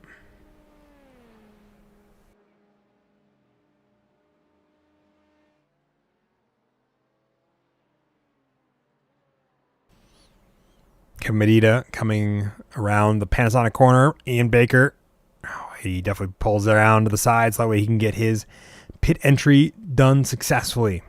Thing to keep in mind here is where Andre Saba comes back out from where Kevin Medina enters. Long pit lane here because this whole front start-finish stretch, the second half of it pretty much, you see where he crosses the start-finish line there. That's going to be the spot where that pit lane limiter starts, and you have a long way down to turn number 1 where you're just on the pit limiter. So it's a very slow pit lane travel in general.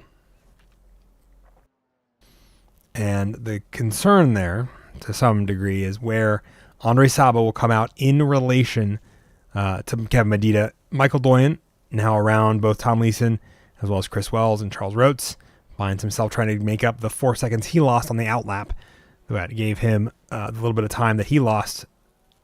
And so curious to see how far away Andre Saba is by comparison. The answer is pretty darn far. Well, actually, sorry, not as far as I thought it was, but pretty darn far.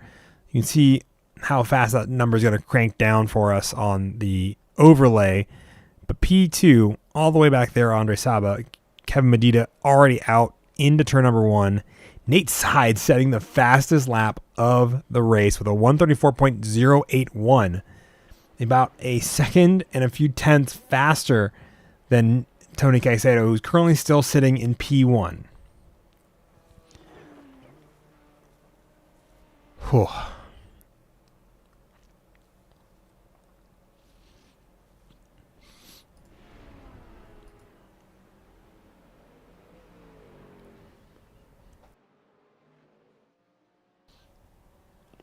There are the class leaders of GT3 as well as LMP2. Tony Caicedo flying past him on the inside to try to keep the 5-second gap he has to Nick Terrell. Nick Terrell slowly losing time to Nate Sides. We'll probably see that battle spice up before the end of the 30 minutes or 25 minutes that remain, assuming he gets through traffic successfully. Adam Dahl trying his best not to be too much of a bother at this point. Nate Sides having to take evasive action and not run into Adam Dahl. Adam Dahl going to lift out. Nate Sides going to run wide. Michael Doyen trying to work his way through 3 wide, going into nets. Oh, and they keep it all together. Let's go. Good work, everyone. Adam Dahl, I think, hopping on that to apologize for the time that he has cost both Michael Doyen and Nate Sides in the process. I'm sure Nate Sides telling him not to worry about it.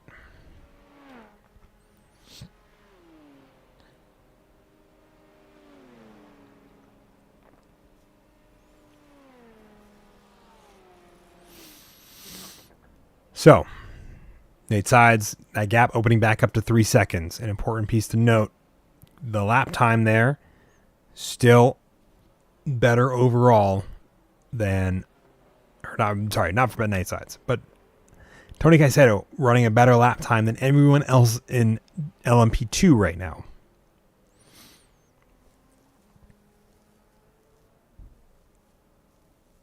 So,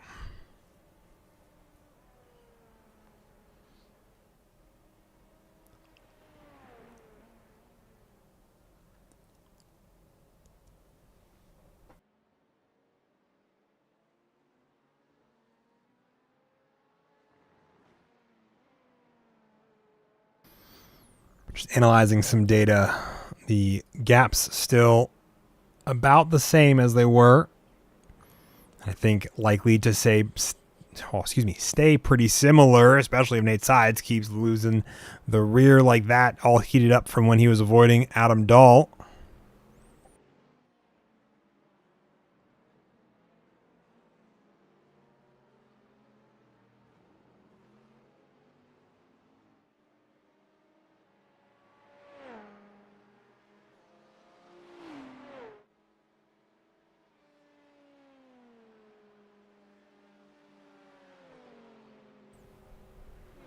Kind of doing some calculations in my head to see what the end results of this race are looking to be.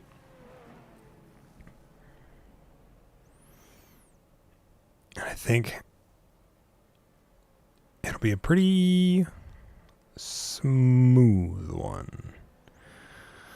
Michael Doyen trying to catch up to Andre Saba. Andre Saba trying to make up the 2 seconds he has to Kevin Medina. These guys, after an hour and some change of racing, still within 10 seconds of each other. I gotta say, that's pretty darn fantastic to see. In the GT3 Pro category, Tom Leeson, 30 seconds ahead of his nearest competitor. And I'd say consistency gets you everywhere in sim racing. And I think Tom Leeson proving that by a mile stretch by just running pretty consistent lap times. Not the fastest all the time. Decently quick, but not the fastest all the time. But keeping the errors minimal has been, I think, instrumental there for Tom Leeson in the GT3 AM category.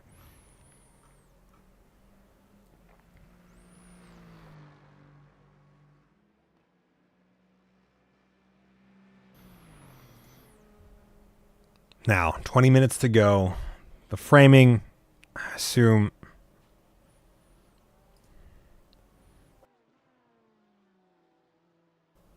Tony's led this from flag to where he is now, still keeping 6 seconds of a gap between himself and Nick Terrell in second. Nate Sides keeping that 3-second gap between himself and Nick Terrell as well, from third to second.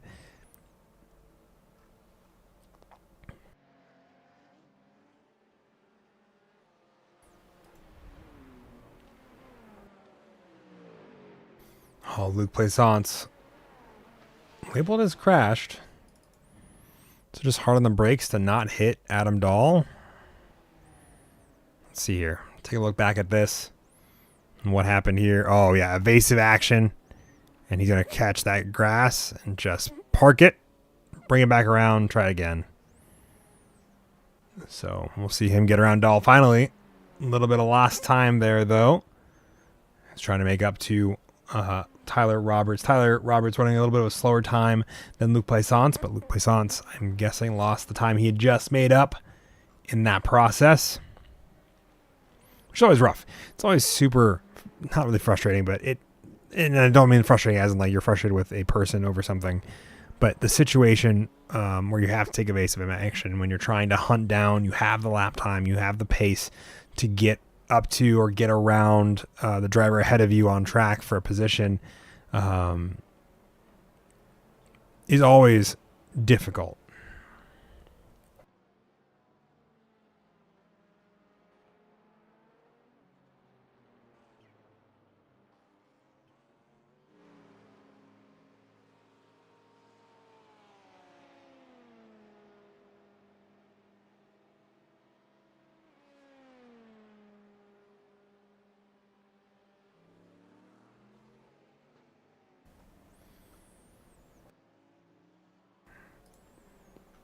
Kevin Medina labels off track. I'm going to guess this is also for turn number 1 shenanigans. The answer looks like yes. Yes, it was. Just run a little wide. But that is going to bring that gap down to under 2 seconds between himself and Andre Saba, something he'll have to keep in mind as we get into the closing 20 minutes here, that he has to keep that gap open to 2 seconds, or that gap now closing down below 2 seconds. I think Andre Saba trying to see if he can find the last few tenths to get a faster lap time out of the car that he is currently using to hunt down Kevin Medina, who's at the lead of this race. Kevin Medina, I think, having a pretty fantastic run after getting around Andre Saba, who had a pretty slow start to this one.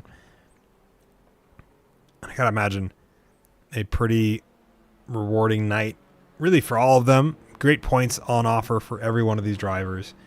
I think either way, because they're still 1 through 3, and that'll be a great one, especially if they have a drop round that has way less points than a podium finish. We'll see that their chances of being on the top step of the championship podium that much better.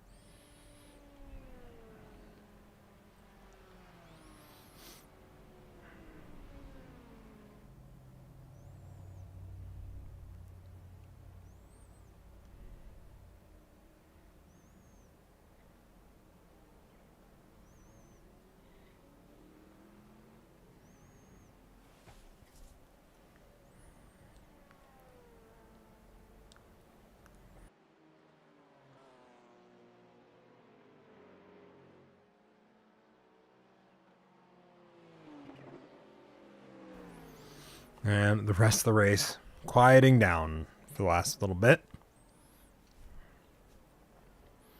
Get to ride with the dulcet tones of GT3s and LMP2s.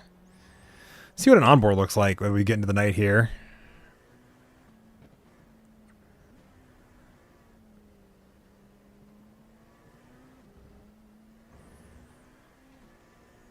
Has Tony Caicedo working his way out of the final corner. We'll ride along board with him for a lap.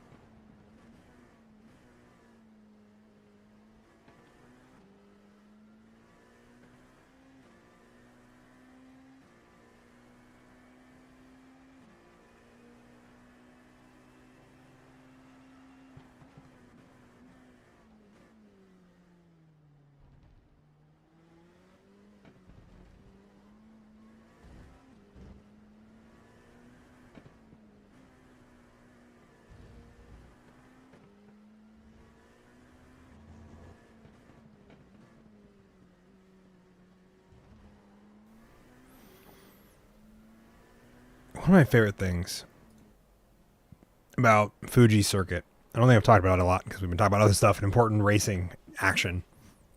One of the things I love about it is the breadth of it. Really rides a flowing line between a super technical circuit and a super power based circuit, because you have this nice long start finish stretch. You want to get as low downforce as possible so that you can just jet across it, but you need just enough to get through the really technical third sector. And it just gets increasing, like as you go through a lap, it just gets increasingly more and more technical. You have this nice hairpin to start it out, followed by some sweeping fast corners to get through the first sector. The second sector gets a little bit more technical. You have another open hairpin, and then it develops back into a little bit of a power circuit for a moment before you hit Dunlop corner, the chicane, and then just super technical third sector to round out a lap. And it's so interesting to me. The types of corners you get here are so much fun.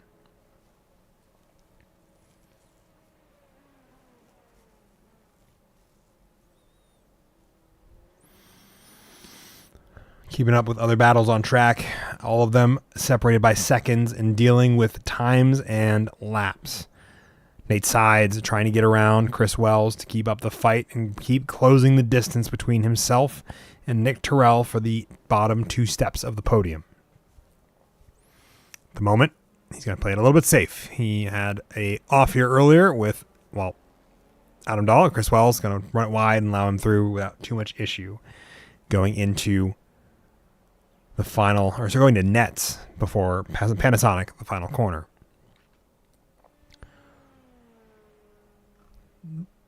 Kevin Medina still holding on strong at the lead, 3 seconds ahead of Andre Saba, who has opened up that gap after an off track.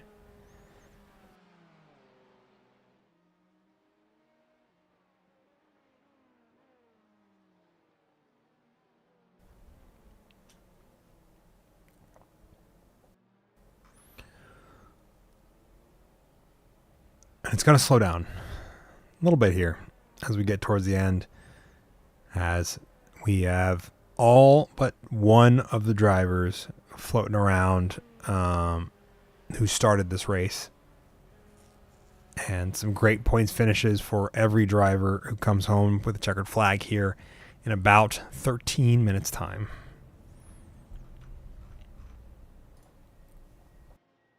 Charles Rotes dives in to top up on fuel, be my guess. Didn't grab enough. We'll have to see. Oh, no. He went off. He had that as a bump. That was a bumped nose. Let's see what happened here for Charles Rotes. Wide coming through.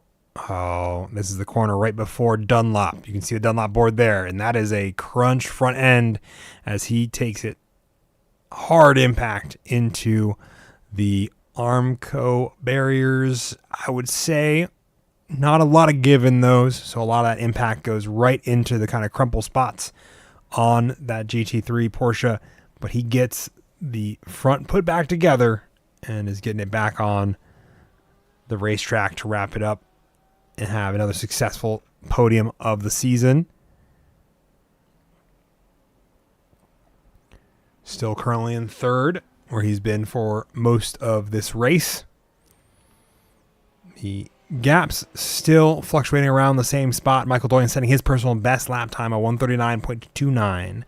The cars are going to get a little bit faster here in the closing stages. The sun now having almost fully set is going to require a lot of love to make sure that we both can see things, as well as it ends up getting colder. The track gets colder, and therefore the lap times get faster as the tires have less adhesion to the road surface, which also makes them a little bit more slippery in the process. But it does make them faster, which is the important part that our drivers care about as they're trying to make up the last few legs for Tony Caicedo, trying not to get into the rear end of his good IRL friend, Charles Rotes. At least I think they're good IRL friends. We'll find out. I'll be proven wrong. All right, we'll see. Nate Sides, once again, closing down the gap to just about 2.5 seconds between himself and Nick Terrell. You see both those in the background of that shot.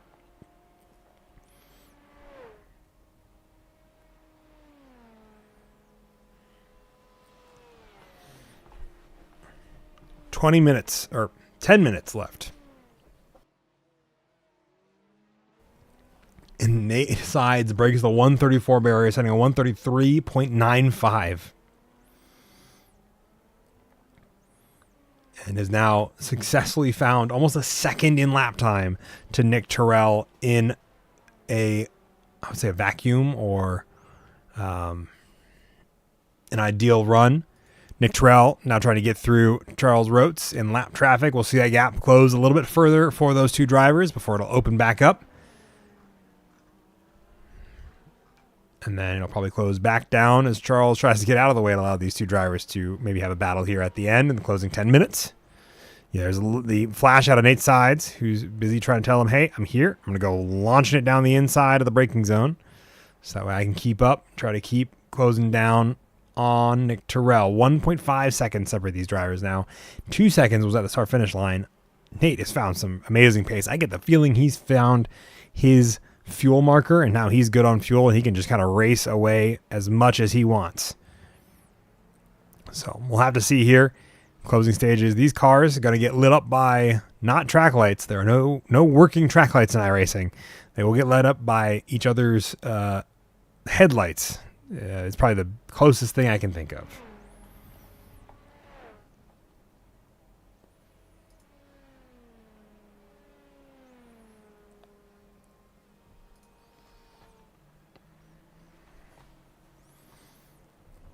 The battle I'm kind of focusing on is these two drivers right now. Another one to keep an eye on for the closing stages, Michael Doyen and Andre Saba, who both find themselves within a few seconds of each other. Hopefully that will come closer as we get into the closing stages here.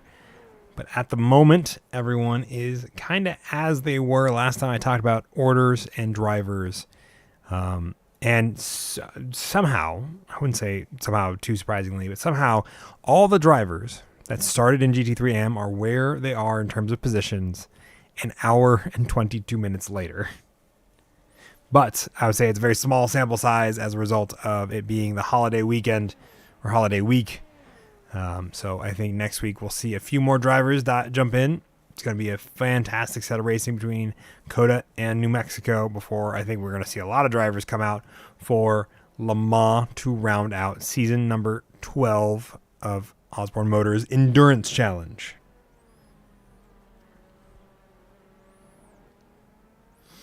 One second now sitting between Nate Sides and Nick Terrell. 2 seconds. 4 seconds between those two and Tony Caicedo, who is stuck or was stuck behind Tommy Leeson and wanted to make sure that he didn't get crunch Tom Leeson in the closing stages here. Safety, super paramount in multi-class traffic, especially as you get towards the end of a race and you're just trying to get to the checkered flag. You know you have the fuel, you have the distance, you have the time, but you really want to make sure. Oh, Luc Plaisance. Let's see what happened here. Going into the chicane. Seems to be on his own. I wonder what happened. Oh, I wonder if it's the curbing here. We'll see in a second. It's going to be my guess. Oh, yeah, it's curbing on the outside. It was braking. So braking on the curbing, always rough there. Yep, keeps it together. But he's going to lose a place out to Ian Baker there, who just got past him on this replay as that happens. Nate Sides, Nick Terrell, now within a second of each other. I'm going to hop on board with Nate Sides, see how he's running down Nick Terrell and that Mystery Machine, or that Mystery Inc. There we go, yeah. Mysteries Inc. team, Mystery Machine liveried LMP2. And as he goes around the outside to get around Tommy Leeson. Tommy Cogan is a driver on my Saturday League. Again, I think I'm just still in Saturday League mode. I've been on it all this whole night. I'm so sorry. Tom Leeson will bring these two into 5/10 of each other as they get through Panasonic Corner to try to round out a lap. And big over the bumps for Nate Sides. A big run down the start-finish stretch. 5 minutes left on the clock. About 3 laps, depending on when we get to the start-finish line.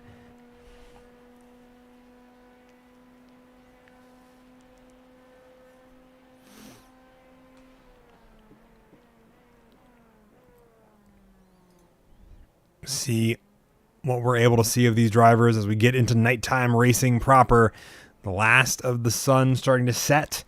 So we're going to see these drivers by their headlights, by their lit up number plates, and by the onboards that we can muster for these drivers as we get into the closing stages here. Nate Sides as well as Nick Terrell gonna be working through. 3 laps left. Closest battle on track by a margin. These two separated by 3/10 at the moment as Nate is trying to hunt down Nick Terrell. 5 seconds ahead of them is Tony Caicedo on an island. 15 seconds behind them is Patrick Cantrell, and that's a blinking Tony Caicedo. Luc Plaisance also labeled as off track amongst all this, but we're going to stay on board with these two drivers because Nate has the pace. He now just has to find the way around Nick Terrell for the closing stages and see where he ends up in just a few minutes' time. And one of the things I love about this endurance racing is we've gone an hour and 26 minutes, and Nate Sides, despite having the issues, is currently battling for a podium position and battling to try to improve to get back to his podium position and improve his position from where he started. Oh, fantastic. Look down the start-finish stretch. 2 laps probably to go at this point. We'll have to see when Tony comes back around. Tony Caicedo comes back around for the lead of this race to see if we get 3 laps or 2 laps. It's going to be an important distinction for some of these drivers. If I go into the roll bar, you can see what the inside looks like. Get a little bit of light at night.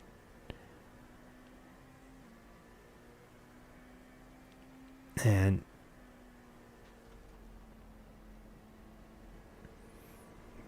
Nick Terrell using all the track. Nate Sides trying to look for the over-under. Oh, wow. That is a great exit for Nick.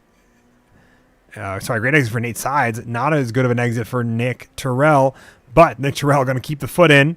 And these two going to go too wide going into the braking zone. Nick going to hold the inside line. It'll become the outside line if he doesn't sort it out soon enough. Oh, I couldn't tell if that was quite a contact. It looked like it almost was. And Nate is going to hold on to, Nick Terrell is going to hold on to the P2 for the minute. But it's close. These two Nate looking for the opportunity. Tony Caicedo, I want to see if he gets the white flag this time by. We're going to run along board with him. It's going to be hard to see the checkered flag or the white flag out. I think we got to have 2 to go. We'll look off to your left here is where you'll see whether or not we get the white flag. No white flag. I think we're going 2 more, which should be interesting for these drivers if they've got their extra spare lap of fuel. Or we have 1 more. Tony. Luke Plaisance as well as Ian Baker also now duking it out. Luke having a spin earlier, keeping it out of the wall though. We'll see him fight over with Ian Baker for P6. Michael Doyen down to a second behind Andre Saba, if I'm following this correctly. Oh, great run for Luke Plaisance here. I'm right on board again. Going to see if I go to the right front. You can see them drag race the 2 wheels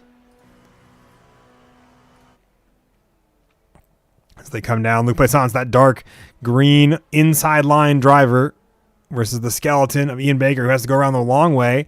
They keep it together, and Luke Plaisance finally gets the job done there. Just ahead of them, Nate Sides and Nick Terrell still duking out, going 2 by 2, and Nate will also get the job done finally on what could be the final lap. I think it is. We have 1 more. I think. Looks like this will be the final lap for for all 3 of them, and Nick Terrell has an opportunity here to return the favor if he can muster it. It's going to be a long run down to turn number 1. These 2, I'm going to be the ones I'm probably going to follow on as we hit. Do you see the white flag of Barry the Flagman on the inside there by the pit wall? Nick Terrell, see if he makes the look going into turn number 1. Doesn't. Backs out, plays it safe. Going to roll the speed in and then roll the speed out. He's going to keep going, keep up with Nate, and see if he can find an opportunity there. Luke Plaisance going to stick ahead of Ian Baker for the moment as well.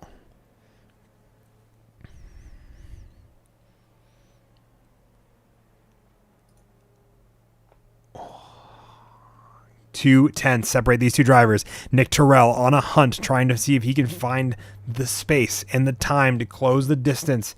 But Nate Sides has had this car put together since early on, and he was hounding Tony Caicedo. Unfortunately, that will see him stay in P3 at the moment, unless he can find the last couple tenths here. And just in front of them is going to be Tony Caicedo, who has continued to have a fantastic race, consistent the whole way through. Finds himself on the outside of the final corner, into the apex, out to the line. And you see him already hauling that car left and right, back and forth for the checkered flag. Tony Caicedo is going to win in Fuji. Just behind him, Nate Sides and Nick Terrell going to duke it out over the last few laps. And Nate Side comes out on top ahead of head of Nick Terrell. Patrick Cantrell will likely be your P4 finisher. Kevin Medina, Andre Saba, Michael Doyen, these two now within a second of each other as they go through the backstretch going into going into the hairpin. About a second separating those two drivers. A LMP2 driver of Joe Evers working through as well. And Luke Plaisance trying to stay ahead of, I believe it's Ian Baker, who he passed a little ways earlier. Patrick Cantrell going to come home in P number 4. Tyler Roberts going to come on P5 as well. Before Luke Plaisance as well as Ian Baker make their way across the line, duking it out.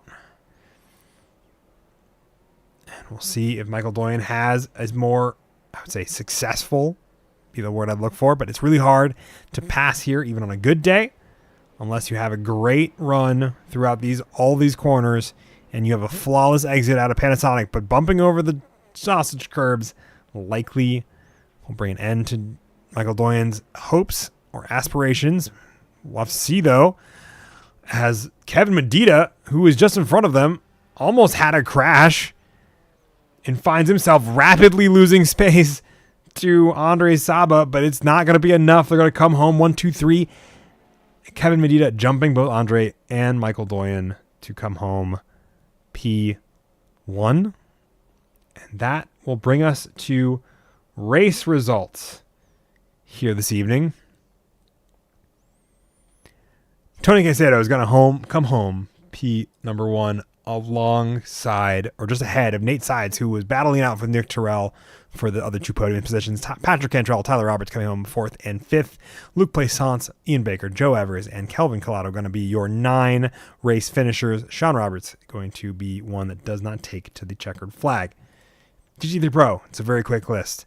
Kevin Medina, fantastic, consistent run, even with an almost scary final corner for him. Keeps him ahead to win in the GT3 Pro category. Andre Saba, Michael Doyen, the other two podium finishers. All of them getting great points as a result. Last but certainly not least, GT3 AM. Tom Leeson going to come home the winner there. Chris Wells, 45 seconds behind, a pretty spread out grid. Charles Rotes and Adam Dahl going to be the 4 finishers there. All of them come home and also get fantastic points on top of it. All right. Well, that's been round 6 at Fuji Speedway with Tony coming home the winner. Next time when we go out, we will be going out to COTA, Circuit of the Americas, and Mexico City for our last sprint round of the season. Hope to see you all there in just 7 days' time. Ivan Fettuccini giving you all the action from the booth, and we will see you all in a different country next week, or at least a different virtual country. And until then, have fun, everybody. Thank you all for watching, and we'll see you all next week.